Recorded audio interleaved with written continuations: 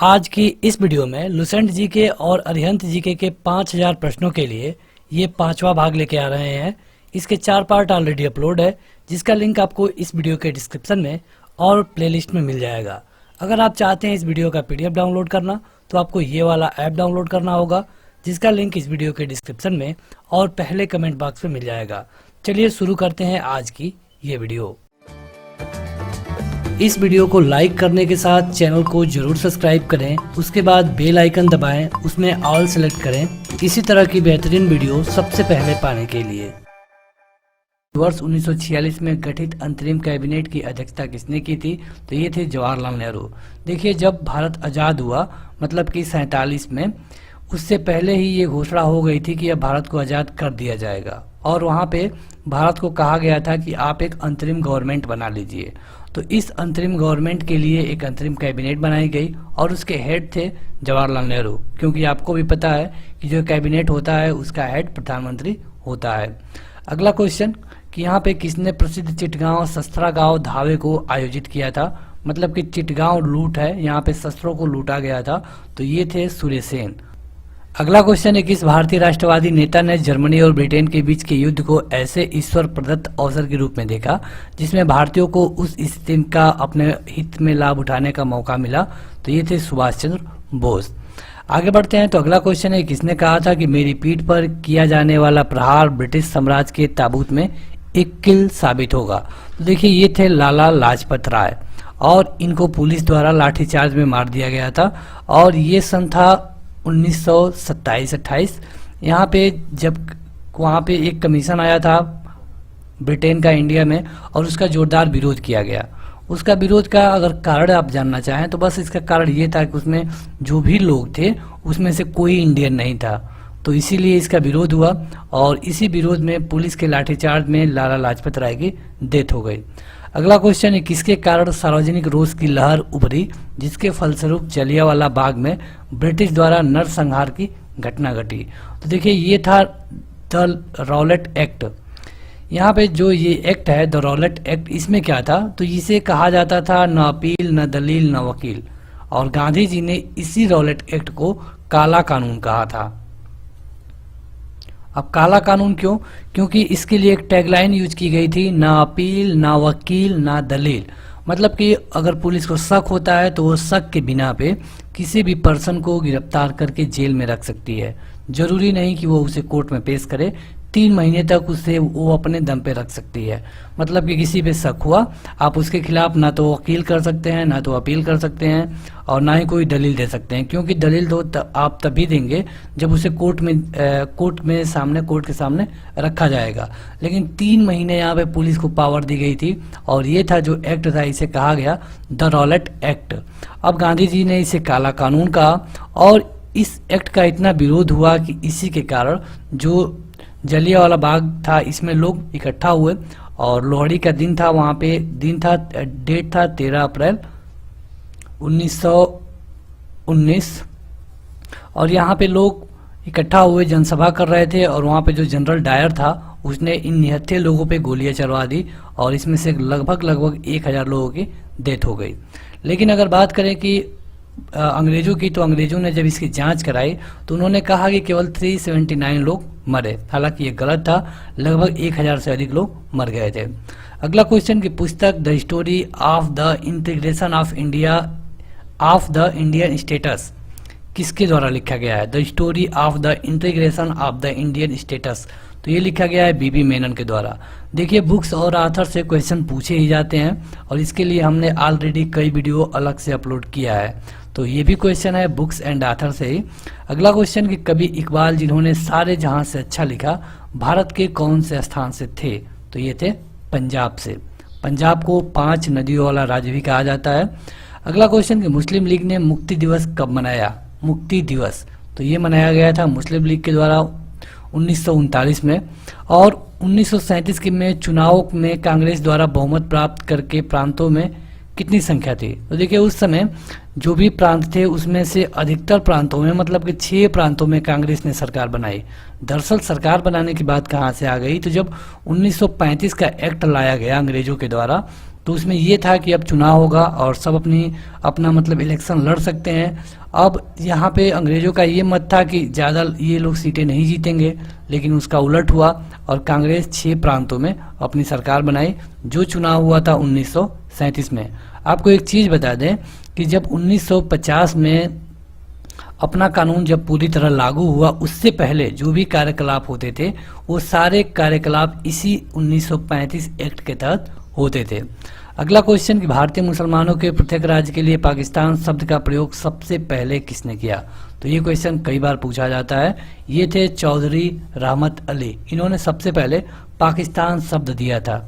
आपने देखा होगा कि पाकिस्तान में अगर किसी की ज़्यादा वैल्यू है तो वो है जिन्ना, लेकिन जो जिन्ना को आप देखते हैं, जिनको कि भारत में अगर जिस तरह महात्मा गांधी है उस तरह उनको पाकिस्तान में रखा गया है उस लेवल पे, तो जिन्ना पहले इसके लिए आगे नहीं आए थे। जिन्ना बाद में आप देखेंगे कि 30 उसके बाद आए, लेकिन ये जो पाकिस्तान शब्द था ये सबसे पहले दिया गया था चौधरी रहमत अली के द्वारा। अगला क्वेश्चन कि भारतीय राष्ट्रीय कांग्रेस का वर्ष 1929 में लाहौर का अधिवेशन, जिसमें अंग्रेजों ने पूर्ण स्वतंत्रता पाने का संकल्प अधिकृत किया अंग्रेजों से, तो ये किसकी अध्यक्षता में हुआ था? तो देखिए ये था 1927 में और ये हुआ था लाहौर अधिवेशन में। अब यहाँ पे आपको ये जानना चाहिए कि 1929 में जब ये हुआ, 1927 ने 1929 में, तो ये कहाँ पे हुआ था? तो ये हुआ था लाहौर में। इसके हेड कौन थे? तो जवाहरलाल नेहरू। यहाँ पे दरअसल जब 1927 में एक मिशन आया था भारत, तो वहाँ पे इसका विरोध किया गया और एक नेहरू ने रिपोर्ट बनाई जिसे नेहरू रिपोर्ट कहा जाता है।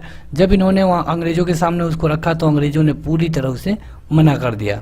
अब इसी के विरोध में 1929 में जो लाहौर में अधिवेशन होता है, वहाँ पे अब पूर्ण स्वतंत्रता की मांग की गई। देखिए इससे पहले कभी भी पूर्ण स्वतंत्रता की मांग नहीं की गई थी। इससे पहले केवल सेल्फ गवर्नमेंट की मांग की जा रही थी कि मतलब कि हम अपना राजकाज करना चाहते हैं, हम चुनाव लड़ना चाहते हैं। लेकिन अब 1929 में ये पास किया गया कि नहीं, हमें पूर्ण स्वतंत्रता चाहिए, हमारे ऊपर कोई और नहीं रहेगा। अगला क्वेश्चन कि 1946 में बनी अंतरिम सरकार में राजेंद्र प्रसाद के पास कौन सा विभाग था? तो वही राजेंद्र प्रसाद हैं और जो कि भारत के पहले राष्ट्रपति बने, तो इनके पास था खाद्य एवं कृषि विभाग। बात हो रही है 1946 के अंतरिम गवर्नमेंट की। और अगर बात करें कि होम मिनिस्टर कौन था, तो होम मिनिस्टर थे वल्लभ भाई पटेल। अगला क्वेश्चन कि 1939 में कांग्रेस को छोड़ने के पश्चात सुभाष चंद्र बोस ने किस दल की स्थापना की? तो जो 1939 था, यहाँ पे इसके हेड चुने गए थे सुभाष चंद्र बोस, लेकिन गांधी जी के विरोध के बाद सुभाष चंद्र बोस ने अपना पद से इस्तीफा दे दिया और वहीं पे उन्होंने एक अलग दल की स्थापना की जिसका नाम था फॉरवर्ड ब्लॉक। अगला क्वेश्चन कि रॉलेट एक्ट का लक्ष्य क्या था?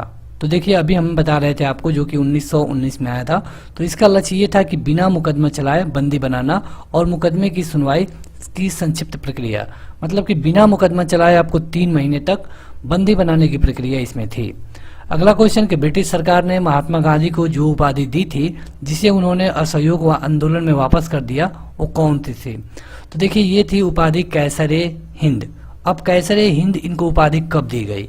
तो जब ये 1915 में भारत आते हैं, उसी समय जब ये चंपारण का सत्याग्रह किया, उसी समय इनको दे दिया गया ये उपाधि कैसरे हिंद। लेकिन जब ये जलियांवाला बाग हत्याकांड होता है और गांधी जी 1920 में असहयोग आंदोलन शुरू करते हैं, तो गांधी जी ने अपने मन से ये जो उपाधि थी उनको वापस कर दिया विरोध में। अगला क्वेश्चन कि व्यक्तिगत सत्याग्रह में विनोबा भावे को प्रथम सत्याग्रही चुना गया था, तो दूसरा सत्याग्रही कौन था? तो ये थे पंडित जवाहरलाल नेहरू। आगे बढ़ते हैं तो अगला क्वेश्चन है कि भारतीय स्वतंत्रता संग्राम के संदर्भ में कांग्रेस का हरिपुरा अधिवेशन जो कि 1938 में हुआ था, एक मील का पत्थर था, क्यों? तो ये 1938 में जो अधिवेशन हुआ उसमें योजना आयोग के बारे में बात किया गया। अब ये योजना आयोग को आप जानते ही हैं, जिसका नाम इस समय बदल करके नीति आयोग कर दिया गया है। हालांकि इसका नाम उस समय योजना आयोग नहीं था, ये किसी और नाम से जाना जाता था, लेकिन उसका प्रारूप भी यही था कि मतलब कि हम 5 साल के लिए सोचेंगे और इसमें कैसे क्या होगा। तो अगला क्वेश्चन है कि रॉलेट एक्ट पारित किया गया। तो रॉलेट एक्ट पारित इसलिए किया गया था कि मतलब कि अब राष्ट्रवादी और जो क्रांतिकारी गतिविधियां हो रही थी उनको कम करना था, क्योंकि अंग्रेज देख रहे थे कि जहां तहां जो क्रांतिकारी लोग थे अपना आंदोलन शुरू कर देते थे। अब पुलिस उन्हें गिरफ्तार करती थी, कोर्ट में पेश करती थी, 2 दिन बाद उनको बेल मिल जाती थी। तो इस तरह वो लोग फिर से क्रांतिकारी गतिविधियों में सम्मिलित हो जाते थे। तो इसी चीज को रोकने के लिए रॉलेट एक्ट लाया गया। अब इस एक्ट में क्या था कि पुलिस शक के आधार पर किसी को भी गिरफ्तार कर सकती है और 3 महीने उसे अपने पास रखेगी बिना कोर्ट में प्रस्तुत किए। तो 3 महीने तक तो आपको जेल में कम से कम रहना ही पड़ेगा। उसके बाद अगर आपको कोर्ट में रखा जाता है और अगर आप पे ये एक्ट लगा है तो सुनवाई के बाद हो सके कि आपकी जमानत हो जाए। तो इसी राष्ट्रवादी और क्रांतिकारी गतिविधियों को रोकने के लिए रॉलेट एक्ट लाया गया। बार बार पूछा गया कि कब लाया गया, 1919 में। इसे गांधी जी ने काला कानून कहा और इसी के विरोध में जो जलियांवाला बाग था वहां पे मीटिंग हो रही थी, जिसमें कि जनरल डायर ने गोलियां चलवा दी और लगभग 1000 लोगों की मृत्यु हो गई थी। अगला क्वेश्चन कि सरदार वल्लभ भाई पटेल के नेतृत्व में शुरू हुए बारडोली सत्याग्रह की मुख्य मांग क्या थी। तो यहाँ पे इनकी मुख्य मांग थी कि जो बढ़ी हुई लगान थी इसे वापस लिया जाए। और आप देखेंगे कि जो वल्लभ भाई पटेल है इनको जो ये सरदार की उपाधि मिली यहीं से मिली है, बारडोली के सत्याग्रह से ही। बारडोली में जो महिलाएं थी उन्होंने ही सरदार वल्लभ भाई पटेल को सरदार की उपाधि दी, जो कि बाद में चल के अंतरिम गवर्नमेंट के होम मिनिस्टर बने। और इनकी इस समय स्टैचू भी बनी है, स्टैचू ऑफ यूनिटी, गुजरात में नर्मदा नदी के किनारे। अगला क्वेश्चन है कि भारत के लिए डोमिनियन स्टेटस कॉन्स्टिट्यूशन के प्रारूपण का प्रथम प्रयास किसकी प्रतिक्रिया में किया गया था। तो ये थे मॉन्टेगू चेम्सफोर्ड रिफॉर्म। देखिए 2 रिफॉर्म बार बार पूछा जाता है। एक है मॉन्टेगू चेम्सफोर्ड रिफॉर्म जो कि आया था कब, तो 1919 में। एक आया था 1909 में और इसका नाम था मार्ले मिंटो रिफॉर्म। तो जो मॉन्टेगू चेम्सफोर्ड रिफॉर्म था इसमें यह था कि हम आपको डोमिनियन स्टेट दे देंगे। अब डोमिनियन स्टेट का क्या मतलब होता है, तो डोमिनियन स्टेट का ये मतलब होता है कि आप अपनी एक स्तर पे सरकार बना सकते हैं, लेकिन उसके ऊपर मतलब कि इसके ऊपर जो हेड रहेगा वो हमारा ही रहेगा। तो ये सबसे पहले शुरू किया गया था 1919 में देने के लिए, लेकिन आप देखेंगे कि 1929 में अचानक से मांग होने लगी पूर्ण स्वतंत्रता की। तो इसी के बाद इसकी मांग को खारिज कर दिया गया। अगला क्वेश्चन है कौन सा गोलमेज सम्मेलन मतलब कि राउंड टेबल कॉन्फ्रेंस 1932 में हुआ था। तो ये था तीसरा, क्योंकि 30, 31 और 32 में तीनों कॉन्फ्रेंस हुए। अब ये कहाँ पे हुआ था ये भी आपको जानना चाहिए।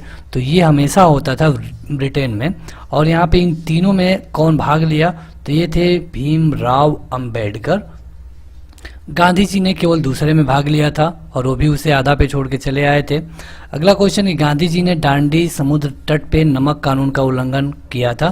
तो ये था मतलब कि 12 मार्च से उन्होंने स्टार्टिंग किया था वहाँ पे चलना और 12 मार्च 1930 था। इनके सपोर्ट में अनेक जगहों पे दांडी मार्च निकाला गया। अगला क्वेश्चन कि इंडिया डिवाइडेड इस पुस्तक के लेखक कौन है, तो ये हैं डॉक्टर राजेंद्र प्रसाद। अगला क्वेश्चन कि 1932 के पूना समझौते के साथ किसका सीधा संबंध था, तो ये था भारतीय दलित वर्ग।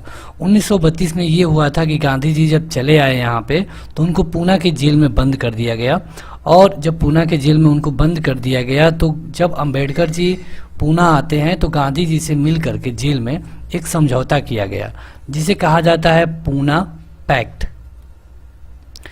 इस पूना पैक्ट के अनुसार गांधी जी ने कहा कि हम दलितों के लिए काम करेंगे और यहीं पे गांधी जी ने उनको एक शब्द दिया जिसे कहा जाता है हरिजन।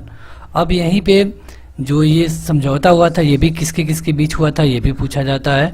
तो एक तरफ थे महात्मा गांधी और एक तरफ थे भीमराव अंबेडकर। अगला क्वेश्चन कि भारतीय स्वतंत्रता संघर्ष के दौरान किसने फ्री इंडियन लीजन नामक सेना बनाई थी, तो ये थे सुभाष चंद्र बोस। तो अभी ये वीडियो बाकी है, लेकिन उससे पहले जो लोग इस वीडियो को लाइक नहीं किए हैं आप लोग इसे जरूर लाइक कर दीजिए। आपको बता दें कि इसका PDF उपलब्ध है और इसका लिंक इस वीडियो के डिस्क्रिप्शन में दिया जा चुका है। अगला क्वेश्चन है कि 1928 में हिंदुस्तान सोशलिस्ट रिपब्लिक एसोसिएशन की स्थापना कहाँ पे हुई थी। नाम देख लीजिए, हिंदुस्तान सोशलिस्ट रिपब्लिक एसोसिएशन। तो इसकी स्थापना हुई थी दिल्ली में। अगला क्वेश्चन कि जलियांवाला बाग में प्रदर्शन के लिए क्यों लोग जमा हुए थे, तो देखिए वहाँ पे जो हमने अभी आपको बताया कि जो रॉलेट एक्ट था, इसमें 2 लोगों को बंदी बना लिया गया था। ये थे किचलू और सतपाल। अब जब इनको बंदी बना लिया गया था रॉलेट एक्ट में, तो आप देखेंगे कि रॉलेट एक्ट का मतलब ये होता है कि आपको पुलिस 3 महीने तक आराम से जेल में रख सकती है। तो यहाँ पे इन्हीं लोगों की गिरफ्तारी के विरोध में लोग वहाँ पे जमा हुए थे। अगला क्वेश्चन कि 1942 के आंदोलन में डॉक्टर राजेंद्र प्रसाद को किस जेल में रखा गया था? तो 1942 में कौन सा आंदोलन था आपको पता हो तो? भारत छोड़ो आंदोलन। इसी में गांधी जी ने नारा दिया था करो या मरो, और यहाँ पे जो आंदोलन हुआ उसको अंग्रेजों ने बड़ी बुरी तरह दबा दिया और यहाँ पे ढेर सारे लोगों की डेथ भी हुई थी। जो बड़े बड़े नेता थे उनको जेल में रखा गया। तो इसमें से जो राजेंद्र प्रसाद थे जो कि बिहार से आते हैं और हमारे पहले प्रेसिडेंट ऑफ इंडिया बने, इनको रखा गया था बांकीपुर जेल में। अगला क्वेश्चन कि जयप्रकाश नारायण किस पार्टी से जुड़े हुए थे? तो ये थे सोशलिस्ट पार्टी से। अगला क्वेश्चन कि भारत छोड़ो आंदोलन कब शुरू किया गया? तो ये था 9 अगस्त 1942, अभी हमने आपको बताया। और अगला क्वेश्चन कि वह व्यक्ति जिसे 4 अप्रैल 1919 को दिल्ली की जामा मस्जिद के प्रवचन मंच से हिंदू मुस्लिम एकता पर भाषण दिया था? तो ये थे स्वामी श्रद्धानंद। आप देखेंगे कि 4 अप्रैल को ये भाषण दिए थे और इसी महीने में 13 अप्रैल को जलियांवाला बाग हत्याकांड हो गया था। इस समय जब 2019 चल रहा है तो इसके 100 साल पूरे हो चुके हैं। अगला क्वेश्चन है किसने सभी 3 गोलमेज सम्मेलनों में भाग लिया था? तो ये थे डॉक्टर भीमराव अंबेडकर। कांग्रेस ने किसमें केवल भाग लिया? तो कांग्रेस ने केवल 2nd राउंड टेबल कॉन्फ्रेंस में भाग लिया था। और कांग्रेस की तरफ से किसने भाग लिया था? तो ये थे महात्मा गांधी। अगला क्वेश्चन कि लाइफ डिवाइन पुस्तक के लेखक कौन थे? तो लाइफ डिवाइन पुस्तक के लेखक थे अरविंद घोष।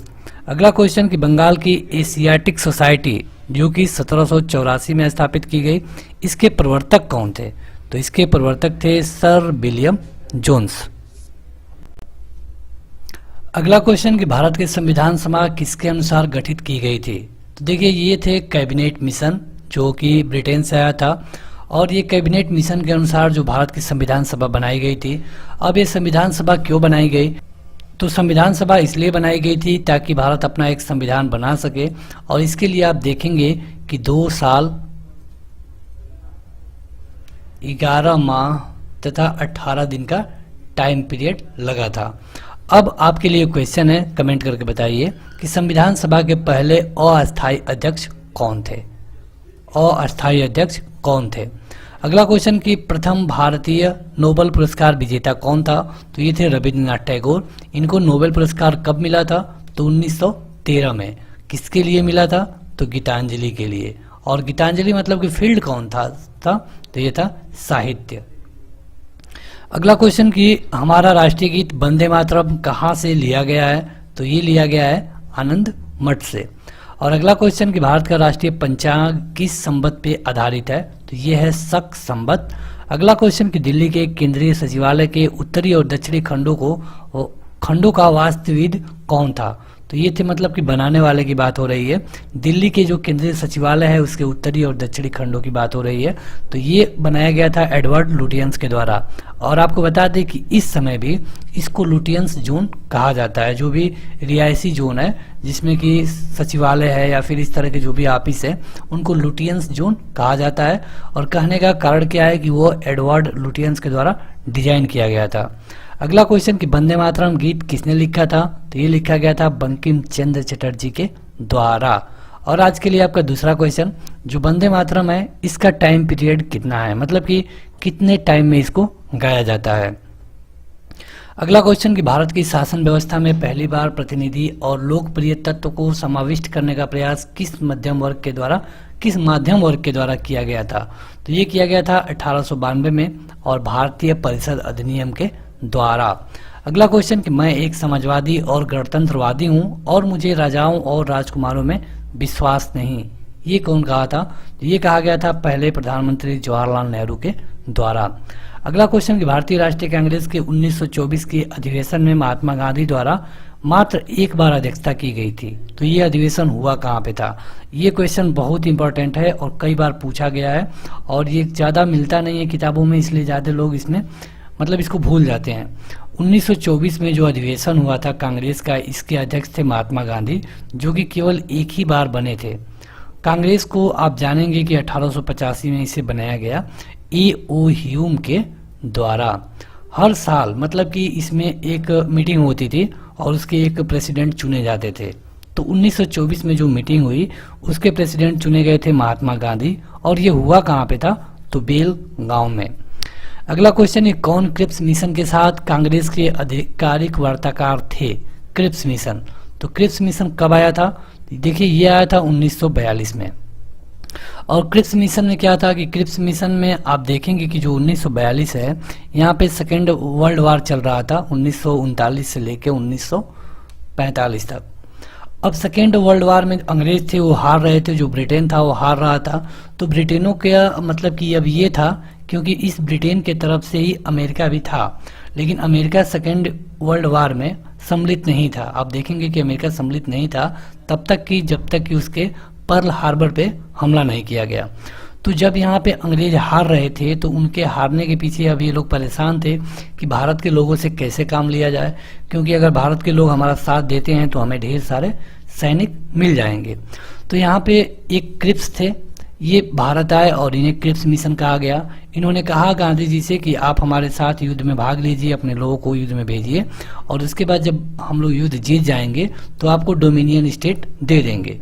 तो गांधी जी ने कहा कि ये एक पोस्ट डेटेड चेक है, एक ऐसे बैंक का चेक है जो कि बैंक खत्म हो रहा है, और यह ऐसा चेक है जो कि कभी कंप्लीट नहीं किया जाएगा। तो ये भी आपको पूछा जाता है कि गांधी जी ने किसे पोस्ट डेटेड चेक कहा? Post dated cheque. तो ये कहा था इन्होंने क्रिप्स मिशन को, और इसे रिजेक्ट कर दिया गया। भारत छोड़ो आंदोलन शुरू किया गया, लेकिन इसी में जब पर्ल हार्बर पे जापान के द्वारा हमला किया गया, जो कि एक नेवी बेस था, नेवी बेस था किसका? अमेरिका का।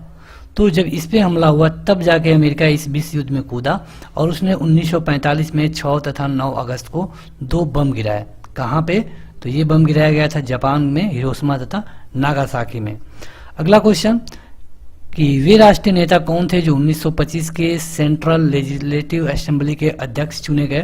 तो ये थे विट्ठल भाई पटेल। अगला क्वेश्चन कि गोंद प्रथा पर प्रतिबंध लगाने वाला गवर्नर कौन था? तो ये था लॉर्ड डलहौजी। और आप देखेंगे कि ये गोंद प्रथा क्या है। तो गोंद प्रथा में ये था कि कोई भी राजा अगर उसका खुद का बेटा नहीं है तो वो किसी को गोंद ले सकता है। और यहाँ पे जो लॉर्ड डलहौजी था, इसने गोंद प्रथा पे रोक लगा दी। इसने कहा कि अगर किसी राजा रानी का खुद का कोई बेटा नहीं है तो ये किसी को भी गोंद नहीं ले सकते हैं, और जब उनका खुद का बेटा नहीं होगा तो जो अंग्रेज सरकार है उनको राज्य को हड़प लेगी। इसे हड़प नीति भी कहा गया। और ये भी पूछा जाता है कि हड़प नीति किसने बनाई? तो ये था लॉर्ड डलहौजी। अगला क्वेश्चन कि भूदान आंदोलन किसने शुरू किया? तो ये थे विनोबा भावे। अगला क्वेश्चन, ये कौन से अधिनियम के तहत लॉर्ड कॉर्नवालिस को अपनी काउंसिल के फैसले को रद्द करने का अधिकार मिला? तो ये था 1786 का एक्ट। अगला क्वेश्चन कि उपन्यास दुर्गेश नंदिनी के लेखक कौन थे? तो ये थे बंकिम चंद्र चटर्जी। और अगला क्वेश्चन कि भारतीय राजनीति में 1947 के बाद किस महिला ने सबसे अधिक योगदान दिया? तो ये थी अरुणा आसफ अली। अगला क्वेश्चन कि 27 दिसंबर 1911 में पहली बार जन गण मन कहाँ पे गाया गया? तो ये गाया गया था कोलकाता में। तो अगला क्वेश्चन कि भारत में पहला समाचार पत्र किसने शुरू किया? तो ये था जेम्स हिक्की। और अगला क्वेश्चन कि द व्हील्स ऑफ हिस्ट्री नामक पुस्तक के लेखक कौन है? तो ये है राम मनोहर लोहिया। देखिए बुक्स एंड ऑथर के लिए हमने ऑलरेडी मतलब ये कई वीडियो अपलोड कर दिया है। अगर आप इससे रिलेटेड टेस्ट देना चाहते हैं तो आपको लिंक इसी वीडियो के डिस्क्रिप्शन में मिलेगा, studyforjobs.in। यहाँ पे अगर आप जाते हैं इस वेबसाइट पे तो यहाँ पे आपको कई टेस्ट मिलते हैं। अगला क्वेश्चन कि पोस्ट ऑफिस के लेखक कौन है? तो ये है रविंद्रनाथ टैगोर। इनको गुरुदेव भी कहा जाता है, ये भी कई बार आपसे पूछा गया है। इनको इस्पात का चौखटा की संज्ञा दी गई थी, किसे? तो ये थे भारतीय नागरिक सेवा, इसको संज्ञा दी गई थी इस्पात का चौखटा मतलब कि स्टील फ्रेम। और अगला तथा बेहतरीन क्वेश्चन कि गोदान किसकी रचना है? तो ये है मुंशी प्रेमचंद की। कौन से आंदोलन में? महात्मा गांधी ने भूख हड़ताल को एक हथियार के रूप में पहली बार प्रयोग किया। तो ये किया था इन्होंने अहमदाबाद के मिल मजदूर हड़ताल में, और ये किया था इन्होंने 1918 में। अब आपको जानना चाहिए कि जो अहमदाबाद में मिल मजदूर हड़ताल हुआ था तो इस हड़ताल को करने की ज़रूरत क्यों पड़ी? तो दरअसल इसमें ये था कि कई सालों से इसमें कोई भी इनका पैसा नहीं बढ़ा था। इसी मतलब कि पुराने पैसे पे जो 5-10 साल पहले रेट मिल रहा था वही उस समय भी मिल रहा था। तो इसके विरोध में मजदूरों का ये था कि जब महंगाई बढ़ रही है, हर चीज़ बढ़ रहा है, तो पैसा भी बढ़ना चाहिए, लेकिन ये अंग्रेज जो मिल के मालिक थे वो लोग नहीं बढ़ा रहे थे। और इसी के विरोध में जब महात्मा गांधी ने इन मजदूरों के साथ हड़ताल किया तो इनका हड़ताल सफल रहा। अब सफल रहने का क्या मतलब है कि ये जो मिल के मालिक थे उन्होंने इनकी मांग को मान लिया। इससे पहले आप देखेंगे कि 1918 से पहले उन्होंने 1917 में भी एक सत्याग्रह किया था, 16-17 में। हालांकि ये भूख हड़ताल नहीं था। तो अगर आपसे भूख हड़ताल पूछेगा तो आपको अहमदाबाद मिल स्ट्राइक को ही मारना होगा, और ये हुआ था 1918 में। देखिए, जो 1916-17 में जो बिहार के चंपारण में हुआ था, ये हुआ था 3 कठिया खेती के विरुद्ध। यहाँ पे ये था कि जो अंग्रेज थे, किसी भी हिस्से के अगर वो 20 हिस्सा है तो उसमें से 3 भाग पर आपको नील की खेती करना जरूरी था। और कभी कभी ये भी देखा जाता था कि अगर बाई द वे वहाँ पे अकाल पड़ गया तब भी टैक्स में कोई छूट नहीं मिलती थी। तो इन्हीं सब के विरोध के लिए इन्होंने चंपारण में किया था। चंपारण मतलब कि बिहार में। वैसे अगर आपसे ये पूछा जाए कि उन्होंने सबसे पहली बार सत्याग्रह कहाँ पे किया इंडिया में, तो ये होगा चंपारण में। अगला क्वेश्चन कि जलियांवाला बाग में गोली चलाने का आदेश किसने दिया था, तो ये दिया गया था जनरल डायर के द्वारा। अब देखिए, जनरल डायर ने यहाँ पे गोली चलाने का आदेश कब, कैसे और क्यों दिया, किन पे दिया, ये सारी चीज़ें हम आपको बता दे रहे हैं। दरअसल यहाँ पे एक आया था रॉलेट एक्ट। रॉलेट एक्ट को महात्मा गांधी ने काला कानून कहा है। काला कानून कहा है। अब काला कानून का क्या मतलब था कि किसी भी व्यक्ति पे बिना मुकदमा चलाए उसे जेल में डाल दिया जाता था।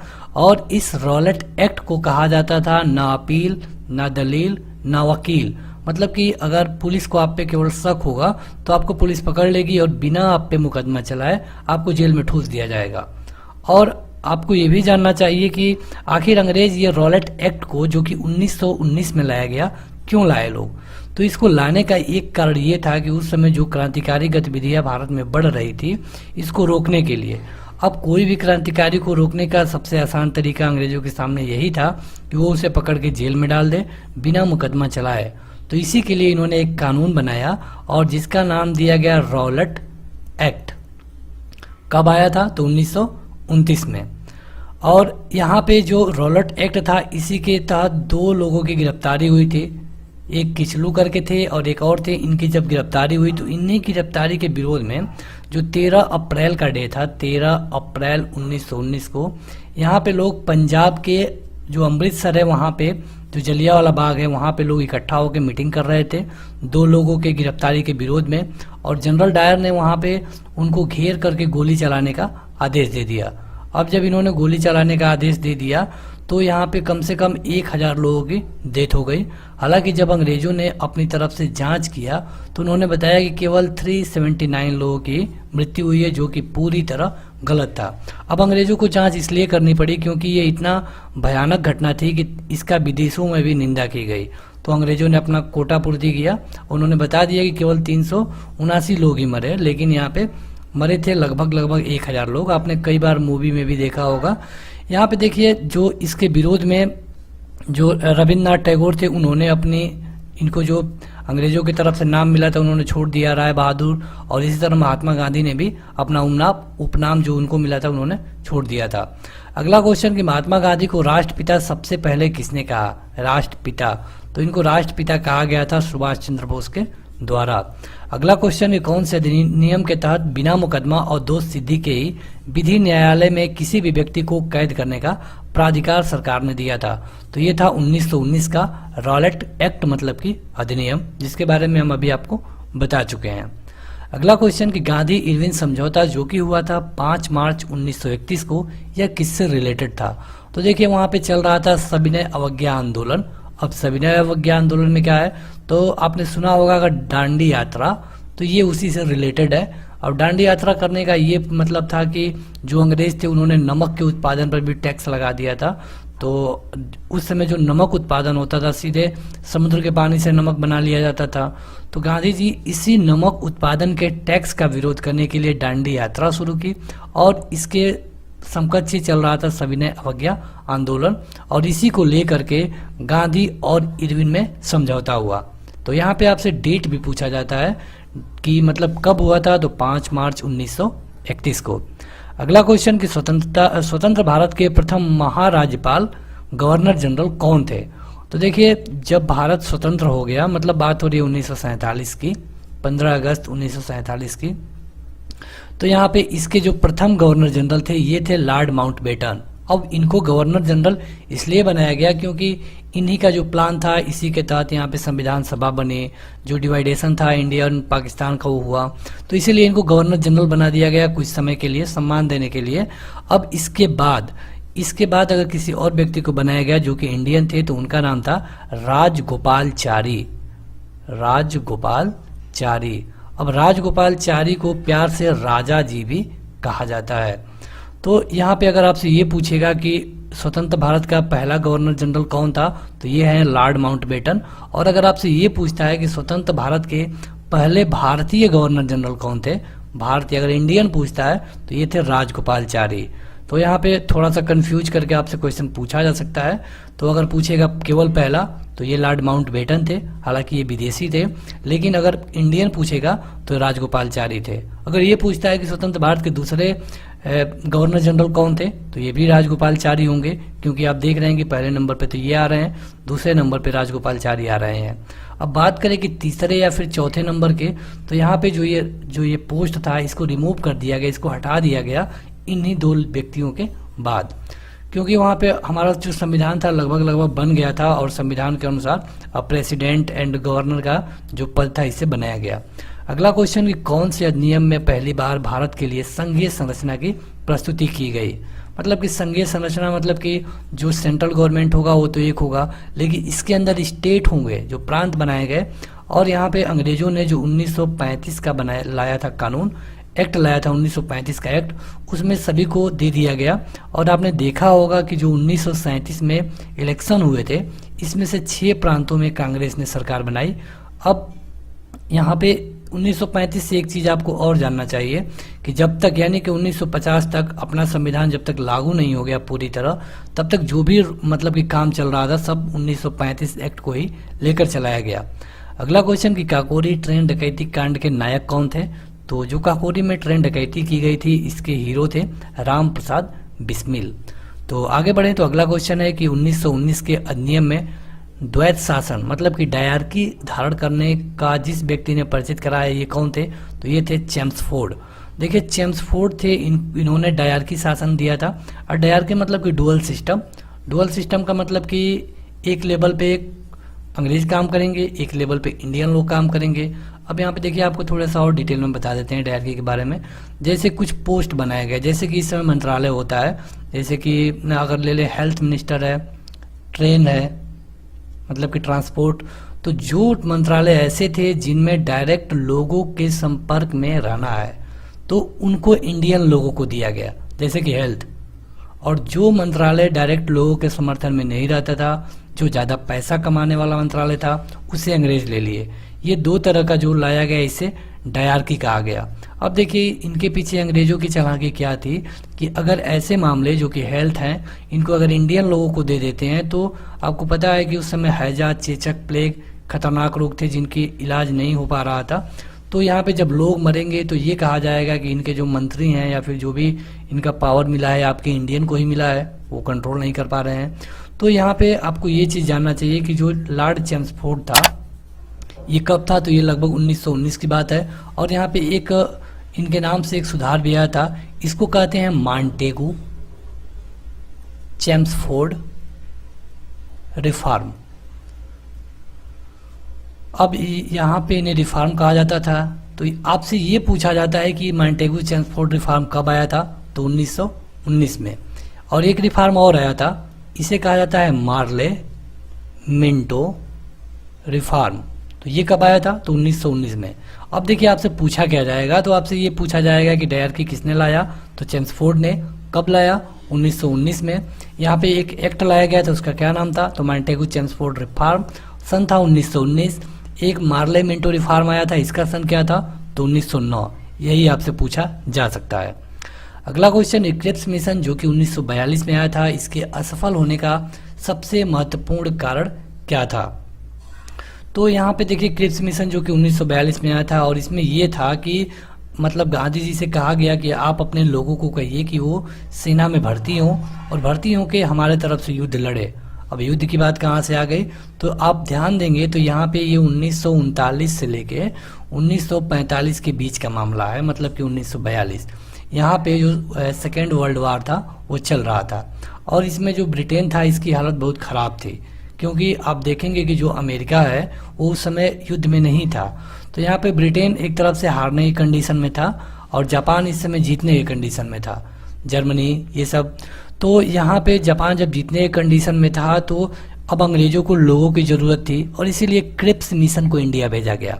अब क्रिप्स मिशन को गांधी जी ने सीधे सीधे कैंसिल कर दिया। गांधी जी ने इसे क्रिप्स मिशन को कहा था post dated cheque. Gandhi ji ने कहा था कि जो ये दिया जा रहा है ये ऐसा एक चेक है, एक ऐसे समय का एक ऐसे बैंक द्वारा दिया जा रहा है जो कि बैंक कभी भी कोलैप्स हो सकता है। मतलब कि उनका कहना था कि जो ब्रिटेन है वो कब अभी भी हारने वाला है, तो उसका चेक मतलब कि उसकी जो उसका मतलब कि कहा था उन्होंने कि अगर यहाँ पे आप अपने लोगों को भेजते हैं तो हम इस युद्ध के बाद इंडिया को स्वशासन दे देंगे। मतलब कि पूरा तरह स्वतंत्रता देने की बात नहीं थी, लेकिन उनको अपना स्वशासन दे देंगे, कुछ % दे देंगे। तो गांधी जी ने इसे पूरी तरह मना कर दिया और यहीं पे आप देखेंगे कि भारत छोड़ो आंदोलन शुरू किया गया। और ये 1942 ही है, 9 अगस्त का दिन था जब भारत छोड़ो आंदोलन शुरू किया गया। और इसी में गांधी जी ने कहा था कि करो या मरो। आपने देखा होगा कि गांधी जी हमेशा अहिंसा के पुजारी रहे। उन्होंने कभी नहीं कहा कि मतलब कि मारो, उन्होंने ये कहा कि अगर कोई मारता है तो आप एक गाल पे तो दूसरा भी गाल उसके सामने कर दो। लेकिन ये 1942 ही है जब उन्होंने कह दिया था डू और डाई, करो या मरो। अगला क्वेश्चन कि भारतीय राष्ट्रीय कांग्रेस के सबसे अधिक समय तक अध्यक्ष कौन रहे? तो ये थे अबुल कलाम आजाद। अब आपको राष्ट्रीय कांग्रेस का गठन कब हुआ था? 1885 में A.O. ह्यूम के द्वारा किया गया। अब यहाँ पे आप देखेंगे कि 20 साल तक, लगभग 1905 तक लगभग 1 साल पे ही सेशन होते थे। लेकिन 1905 में जब बंगाल विभाजन हुआ तो यहाँ से 2 या 3 सेशन होने लगे। हालांकि इसका कोई फिक्स नहीं था कि कितने सेशन होंगे। तो अधिक समय तक अध्यक्ष रहे अबुल कलाम आजाद। अब एक बार ये क्वेश्चन पूछा जाता है कि क्या गांधी जी कभी इसके अध्यक्ष बने थे? तो हाँ, एक बार बने थे। सन था 1924, जगह था बेलगांव। तो ये क्वेश्चन कई बार पूछा गया है। अगला क्वेश्चन कि 15 अगस्त 1947 को भारत ने अपनी पहली आज़ादी का जश्न मनाया, तब महात्मा गांधी कहाँ पर थे? तो ये थे कोलकाता में। आपने देखा होगा कि मतलब कि अगर अंग्रेजों के समय का अगर आप इतिहास पढ़ते हैं तो आपको जितनी कोलकाता की वैल्यू आपको मिलती है उतनी ज़्यादा वैल्यू आपको दिल्ली की नहीं मिलेगी, क्योंकि कोलकाता ही सर्वे सर्वा था। वहाँ पे जो भी लोग थे सबसे पहले कोलकाता में ही फोकस करते थे। कोलकाता राजधानी थी। कोलकाता को आप देखेंगे कि कोलकाता से राजधानी दिल्ली कब शिफ्ट की गई, तो ये डे था 1 अप्रैल 1912 को। हालांकि यहाँ पे जब जो बंगाल का विभाजन था उसे रद्द किया गया, तो ये सन था 1911। बंगाल का विभाजन हुआ 1905 में। बंगाल का विभाजन रद्द किया गया किंग जॉर्ज पंचम के द्वारा 1911 अक्टूबर महीने में। इसे पूरी तरह कंप्लीट कर लिया गया 1912 में। तो यहाँ पे 11-12 कई बार ऑप्शन में कंफ्यूजन हो जाता है लोगों को।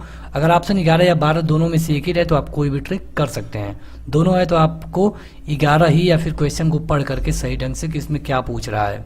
यहाँ पे अगर आपसे ये पूछा जाए कि दिल्ली को कब राजधानी बनाया गया, तो ये था 1912। एग्जैक्ट डेट पूछा जाए तो 1 अप्रैल 1912। तो यहाँ पे गांधी जी भी कोलकाता में थे और ये था 15 अगस्त 1947 का दिन। अगला क्वेश्चन कि भारत और पाकिस्तान का विभाजन कौन सी योजना के तहत हुआ? तो ये था माउंट बेटन योजना। अभी हमने इस वीडियो के स्टार्टिंग में आपको बताया है। तो माउंट बेटन प्लान था। और एक चीज़ आपके लिए क्वेश्चन है आज का इस वीडियो का, और आशा है कि आप लोग कमेंट करके बताएंगे। जो भारत और पाकिस्तान है इसके बीच में एक सीमा का निर्धारण हुआ। उस सीमा को जिस व्यक्ति ने किया उसी व्यक्ति के नाम से हम जानते हैं। तो आपको उस सीमा का नाम बताना है जो कि भारत और पाकिस्तान के बीच में है। क्वेश्चन एक बार और, उस सीमा का नाम बताइए जो कि भारत और पाकिस्तान के बीच में है। ये आपके लिए पहला क्वेश्चन है और आप लोग अपना उत्तर कमेंट बॉक्स में कमेंट करके जरूर बताएंगे। अगला क्वेश्चन कि महात्मा गांधी की हत्या कब हुई थी, तो ये हुई थी 30 जनवरी 1948 को, और ये नाथूराम गोडसे के द्वारा इनको गोली मार दी गई थी। और ये 30 जनवरी है जिसको हम हर साल शहीद दिवस के रूप में मनाते हैं।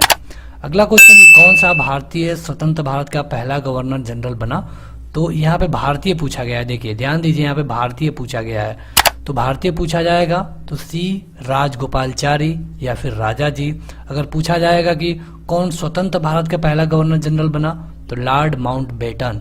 यहाँ पे अगर भारतीय पूछ दिया जाएगा तो राजा जी, मतलब कि राजगोपालचारी। महात्मा गांधी के राजनीतिक गुरु कौन थे, तो ये थे गोपाल कृष्ण गोखले। देखिए ये गोपाल कृष्ण गोखले वही हैं जिन्होंने, जब गांधी जी 1915 में इंडिया में आते हैं और ये मतलब कि सत्याग्रह करने लगे चंपारण, उसके बाद से अहमदाबाद, और इस तरह जो भी ये सत्याग्रह करने के बाद अब लगा कि ये पॉलिटिक्स में आएंगे, तो गोपाल कृष्ण गोखले ने उन्हें कहा था कि आप 1 साल तक अपना मुंह बंद रखिए और अपना कान और आंख खुले रखिए। कहने का ये मतलब था कि आपको केवल 1 साल तक घूमना है, देखना है कि क्या हो रहा है। तो कभी कभी ये भी आपसे पूछा जाता है कि किसने गांधी जी को कहा था कि मुंह बंद रखिए, कान और आंख खुले रखिए, तो ये थे उनके राजनीतिक गुरु गोपाल कृष्ण गोखले। तो बढ़ते हैं आगे। अगला क्वेश्चन है कि सारे जहां से अच्छा हिंदोस्तां हमारा, इसके रचनाकार कौन है, ये है इकबाल। और अगला क्वेश्चन कि दीन बंधु के नाम से कौन विख्यात हैं, तो ये है CF एंड्रूज, दीन बंधु। और देखिए यहाँ पे एक क्वेश्चन पूछा जाता है जो कई बार लोगों को कंफ्यूज करता है। यहाँ पे दीन बंधु होता है, एक देश बंधु होता है, देश बंधु। तो देश बंधु पूछा जाएगा तो हो जाएंगे चित्तरंजन दास, और अगर आपसे दीन बंधु पूछा जाएगा तो CF एंड्रूज। बहुत ज़्यादा कंफ्यूजन होती है लोगों को देश बंधु और दीन बंधु में। तो आपको बता दें कि आप इसका PDF भी डाउनलोड कर पाएंगे, और इसके लिए आपको इस वीडियो का डिस्क्रिप्शन चेक करना चाहिए। अगला क्वेश्चन है कि किस कृत्य के कारण भगत सिंह, राजगुरु और सुखदेव को 23 मार्च 1931 में फांसी दी गई थी, तो लाहौर में इन्होंने जो सैंडर्स की हत्या कर दी थी, इसी के कारण इनको मतलब कि फांसी की सजा दे दी गई, और ये डेट था 23 मार्च 1931। अगला क्वेश्चन कि माई एक्सपेरिमेंट विथ ट्रूथ, मतलब कि सत्य के साथ मेरा एक प्रयोग, ये किसकी रचना है, तो ये महात्मा गांधी की है। हालांकि इस बुक का नाम ही इसी तरह है, माई एक्सपेरिमेंट विथ ट्रूथ। अगला क्वेश्चन कि दांडी यात्रा में गांधी जी ने कितनी दूरी तय करके नमक का विरोध किया, तो ये दूरी थी 240 किलोमीटर। कहाँ पे, तो गुजरात में। अगला क्वेश्चन कि गांधी जी ने काला कानून किसको कहा, तो ये कहा गया था इन्होंने रॉलेट एक्ट को। रॉलेट एक्ट कब आया, 1919 में। इसका परिणाम क्या हुआ, तो जलियांवाला बाग हत्या कांड। अगला क्वेश्चन कि चंपारण सत्याग्रह के दौरान महात्मा गांधी के साथ कौन शामिल था, तो देखिए चंपारण सत्याग्रह के साथ इनके साथ 3 लोग शामिल थे, राजेंद्र प्रसाद, अनुग्रह नारायण सिंह। और ये चंपारण सत्याग्रह हुआ कहाँ पे था, तो बिहार में। किसके सपोर्ट में हुआ था, तो जो नील खेतिहर थे उनके सपोर्ट में। अगला क्वेश्चन कि कायदे आजम किसे कहा जाता है, मतलब कि ये उनका उपनाम है, तो ये है मोहम्मद अली जिन्ना, जिनको कि आप पाकिस्तान के राष्ट्रपिता भी कह सकते हैं। अगला क्वेश्चन कि इंकलाब का नारा किसने दिया था, तो ये थे मोहम्मद इकबाल। अगला क्वेश्चन कि गांधी जी कौन से गोलमेज सम्मेलन में भाग लेने के लिए लंदन गए थे, तो गांधी जी या फिर कांग्रेस, ये केवल 2nd राउंड टेबल कॉन्फ्रेंस में भाग लेने के लिए लंदन गए थे। यहाँ पे कई बार तो क्वेश्चन घुमाव पूछा जाता है कि जो राउंड टेबल कॉन्फ्रेंस थी, मतलब कि गोलमेज सम्मेलन कहाँ पे हो रहा था, तो ये आपको ध्यान रखना चाहिए कि तीनों राउंड टेबल कॉन्फ्रेंस लंदन में ही हुए थे। यहाँ पे 3 हुए थे, 1, 2 और 3। इन तीनों में कौन भाग लिया था, अगर इंडियन की बात करें तो ये थे BR अम्बेडकर। अगर कांग्रेस की बात करें तो ये केवल 2nd में, जिसमें से भी ये आधे पे छोड़ के चले आए थे। और कांग्रेस की तरफ से कौन भाग लिया था, तो महात्मा गांधी जी ने।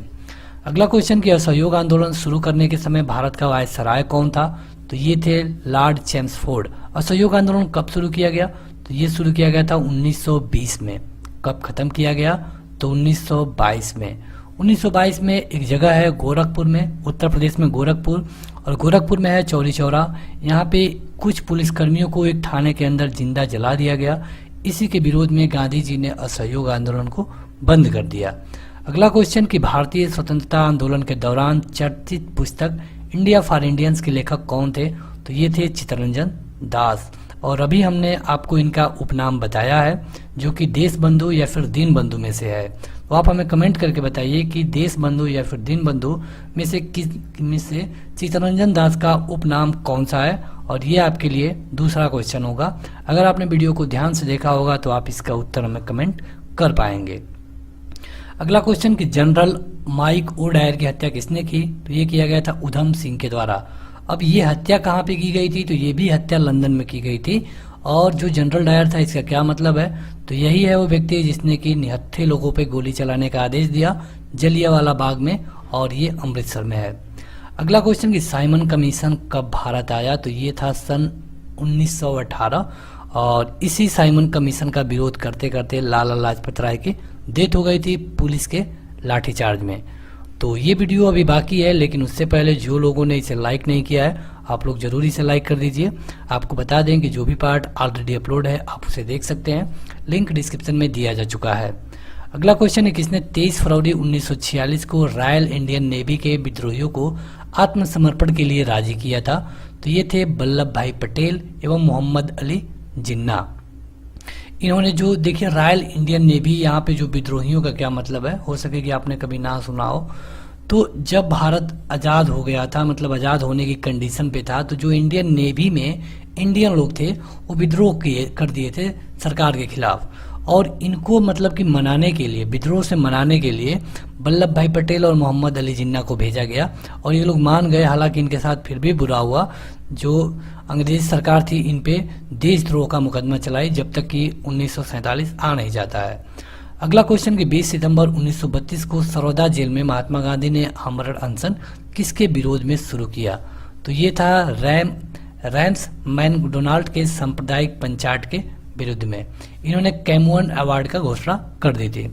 अगला क्वेश्चन कि 1939 में पहली बार महात्मा गांधी ने देसी राज में नियंत्रित जन संघर्ष चलाने की विशेष तकनीकी को अपनाया। उन्होंने एक निकट सहयोगी को सत्याग्रह करने की इजाजत दी। वह उनके निकट सहयोगी कौन थे, तो ये थे वल्लभ भाई पटेल, और इनको सरदार की उपाधि दी गई। किसके द्वारा, तो बारदोली के महिलाओं के द्वारा। अगला क्वेश्चन कि इंडियन लिबरल फेडरेशन की स्थापना किसने की थी, तो ये थे SN बनर्जी, सुरेंद्र नाथ बनर्जी हैं। और अगला क्वेश्चन कि भारतीय कम्युनिस्ट पार्टी का अस्तित्व किस वर्ष आया, कम्युनिस्ट पार्टी, तो ये सन था 1921। स्वराज पार्टी की स्थापना किसने की, तो ये किया गया था 1923 में मोतीलाल नेहरू के द्वारा। और अगला क्वेश्चन कि कांग्रेस का प्रथम विभाजन 1907 में सूरत के अधिवेशन में हुआ, तो दूसरा विभाजन कब हुआ, तो देखिए 1907 में इनका विभाजन तो हुआ, लेकिन जो लखनऊ अधिवेशन हुआ था 1916 में, उनमें एनी बेसेंट के कहने पे ये जो एक साथ फिर आ गए थे। लेकिन तुरंत 2 साल बाद दूसरा विभाजन हो गया मुंबई में 1918 में। देखिए यहाँ पे बहुत चीज़ ऐसे है जो हम आपको बता के बढ़ जा रहे हैं, इसलिए ज़रूरी है कि आप इस वीडियो को 2 से 3 बार देखें, आपको सारे फैक्ट क्लियर हो जाएंगे। अगला क्वेश्चन है किसने लोकप्रिय नाम किससे लोकप्रिय नाम लाल कुर्ती कमीजों के रूप में माना जाता है, तो ये है खुदाई खिदमतगारों को। अगला क्वेश्चन कि फिनिक्स फार्म की स्थापना किसने की, तो ये थे महात्मा गांधी। अगला क्वेश्चन कि भारतीय राष्ट्रीय कांग्रेस 1947 के देश में विभाजन पे सहमत हो गई, इसका मुख्य कारण क्या था, तो इसका मुख्य कारण ये था कि कांग्रेस बड़े पैमाने पर सांप्रदायिक दंगों को टालना चाहती थी, इसीलिए वो देश के विभाजन पे सहमत हो गई। आप देखेंगे कि जब संविधान सभा शुरू हो गई, तो वहाँ पे जो मुस्लिम थी, मतलब कि मुस्लिम का जो वो पार्टी थी, उनके द्वारा एक प्रत्यक्ष कार्रवाई दिवस मनाया गया और इसमें हजारों लोगों को मार दिया गया। तो गांधी जी को पता था कि अगर ये विभाजन नहीं हुआ, जो कि अली जिन्ना की मुख्य मांग है, तो यहाँ पे सांप्रदायिक दंगे होंगे। इसी को रोकने के लिए सभी लोग सहमत हो गए कि अगर विभाजन होने से सब कुछ सही हो जाता है तो विभाजन हो जाना चाहिए। अगला क्वेश्चन कि ब्रिटिश सरकार ने पहली बार ये घोषणा की कि उनकी मंशा भारत में धीरे धीरे एक उत्तरदायी सरकार बनाने की है, तो ये था अगस्त सन 1917। अगला क्वेश्चन कि चौरी चौरा नामक प्रसिद्ध स्थल कहाँ पे है, तो ये है गोरखपुर में। और यहाँ पे हुआ क्या था, तो यहाँ पे 22 पुलिसकर्मियों को थाने के अंदर जला दिया गया था। अगला क्वेश्चन है किसने कहा था कि मध्य रात्रि के कोर पर जब संसार सोता है तो भारत अपने जीवन एवं स्वतंत्रता के लिए जाग उठेगा। तो जब भारत आजाद हुआ 1947 में, उसी समय कहा गया था जवाहरलाल नेहरू के द्वारा, जो कि हमारे अंतरिम प्रधानमंत्री भी बने। अगला क्वेश्चन कि who lives if India dies, ये किसकी कथना है, ये मतलब कौन कहा था? तो ये कहा गया था जवाहरलाल नेहरू के द्वारा। अगला क्वेश्चन कि गांधी जी भारतीय राष्ट्रीय कांग्रेस के अध्यक्ष कितनी बार बने? तो एक बार बने। कब? 1924 में। कहाँ पे? बेलगांव में। तो इस तरह आपको प्रश्नों को जोड़ जोड़ के पढ़ना पड़ेगा। अगला क्वेश्चन कि इंकलाब जिंदाबाद का नारा किसने दिया था? ये थे भगत सिंह, और ये इनको जल्दी फांसी दे दी गई थी 1931 में। डे था 23 मार्च का। अगला क्वेश्चन कि भारत में जब क्रिप्स मिशन आया तो उस समय भारत का वायसराय कौन था? तो ये थे लॉर्ड लिनलिथगो। तो अगला क्वेश्चन कि भारत की आज़ादी के समय कांग्रेस के अध्यक्ष कौन थे? तो ये थे जेबी कृपलानी। और आपके लिए आज का तीसरा क्वेश्चन, यहाँ पे आपको तीसरे क्वेश्चन में ये कमेंट करके बताना है कि जो भारतीय राष्ट्रीय कांग्रेस है इसकी स्थापना कब हुई थी? ये किया गया था A.O. ह्यूम के द्वारा, और इसी वीडियो के स्टार्टिंग में हम आपको डेट मतलब कि ईयर भी बता चुके हैं। अगला क्वेश्चन कि महात्मा गांधी ने हिंद स्वराज की स्थापना कब की? तो इन्होंने रचना तब की जब ये जहाज से इंग्लैंड से दक्षिण अफ्रीका की यात्रा कर रहे थे। अगला क्वेश्चन कि दक्षिण अफ्रीका में महात्मा गांधी द्वारा प्रकाशित पत्रिका का नाम क्या था? जब ये दक्षिण अफ्रीका थे, मतलब कि 1915 से पहले की बात हो रही है, तो यहाँ पे इन्होंने एक पत्रिका चलाया, उसका नाम क्या था? तो इनका नाम था इंडियन ओपिनियन। यहाँ पे एक क्वेश्चन और पूछा जाता है कि महात्मा गांधी को जब ट्रेन से बाहर कर दिया गया था तो वो कौन सा स्टेशन था? तो वो पिट्सबर्ग था, पिट्सबर्ग, दक्षिण अफ्रीका का। अगला क्वेश्चन कि सविनय अवज्ञा आंदोलन 1930 की पराकाष्ठा में गांधी जी ने किसके साथ समवर्ष 1919 में पंजाब में हुए क्रूर अत्याचार के विरोध स्वरूप ब्रिटिश सरकार से प्राप्त सर की उपाधि को लौटा दी? तो देखिए, शुरू में हमने बताया था जो रविन्द्रनाथ टैगोर थे इनको सर की उपाधि मिली हुई थी, और इन्होंने 1919 में जो जलियांवाला बाग हत्याकांड हुआ इसके विरोध में इन्होंने वापस कर दिया था। अगला क्वेश्चन कि स्वतंत्रता प्राप्ति के समय महात्मा गांधी कांग्रेस के सदस्य नहीं थे, क्योंकि इनका मानना ये था कि कांग्रेस को जब भारत आज़ाद होने वाला है तो कांग्रेस को अपने को ख़त्म कर लेना चाहिए। अगला क्वेश्चन कि जलियांवाला बाग के नरसंहार के समय भारत का वायसराय कौन था? ये थे लॉर्ड चैम्सफोर्ड। टाइम पीरियड की बात पूछे 1919, 13 अप्रैल। अगला क्वेश्चन कि जवाहरलाल नेहरू द्वारा लिखी गई पुस्तक कौन है? तो यह है डिस्कवरी ऑफ इंडिया, जो कि हजारों बार आपके परीक्षा में पूछी गई है। अगला क्वेश्चन कि नेहरू रिपोर्ट को अंतिम रूप से अगस्त 1928 में आयोजित सर्वदलीय सम्मेलन में स्वीकार किया गया था, इसकी अध्यक्षता किसने की थी?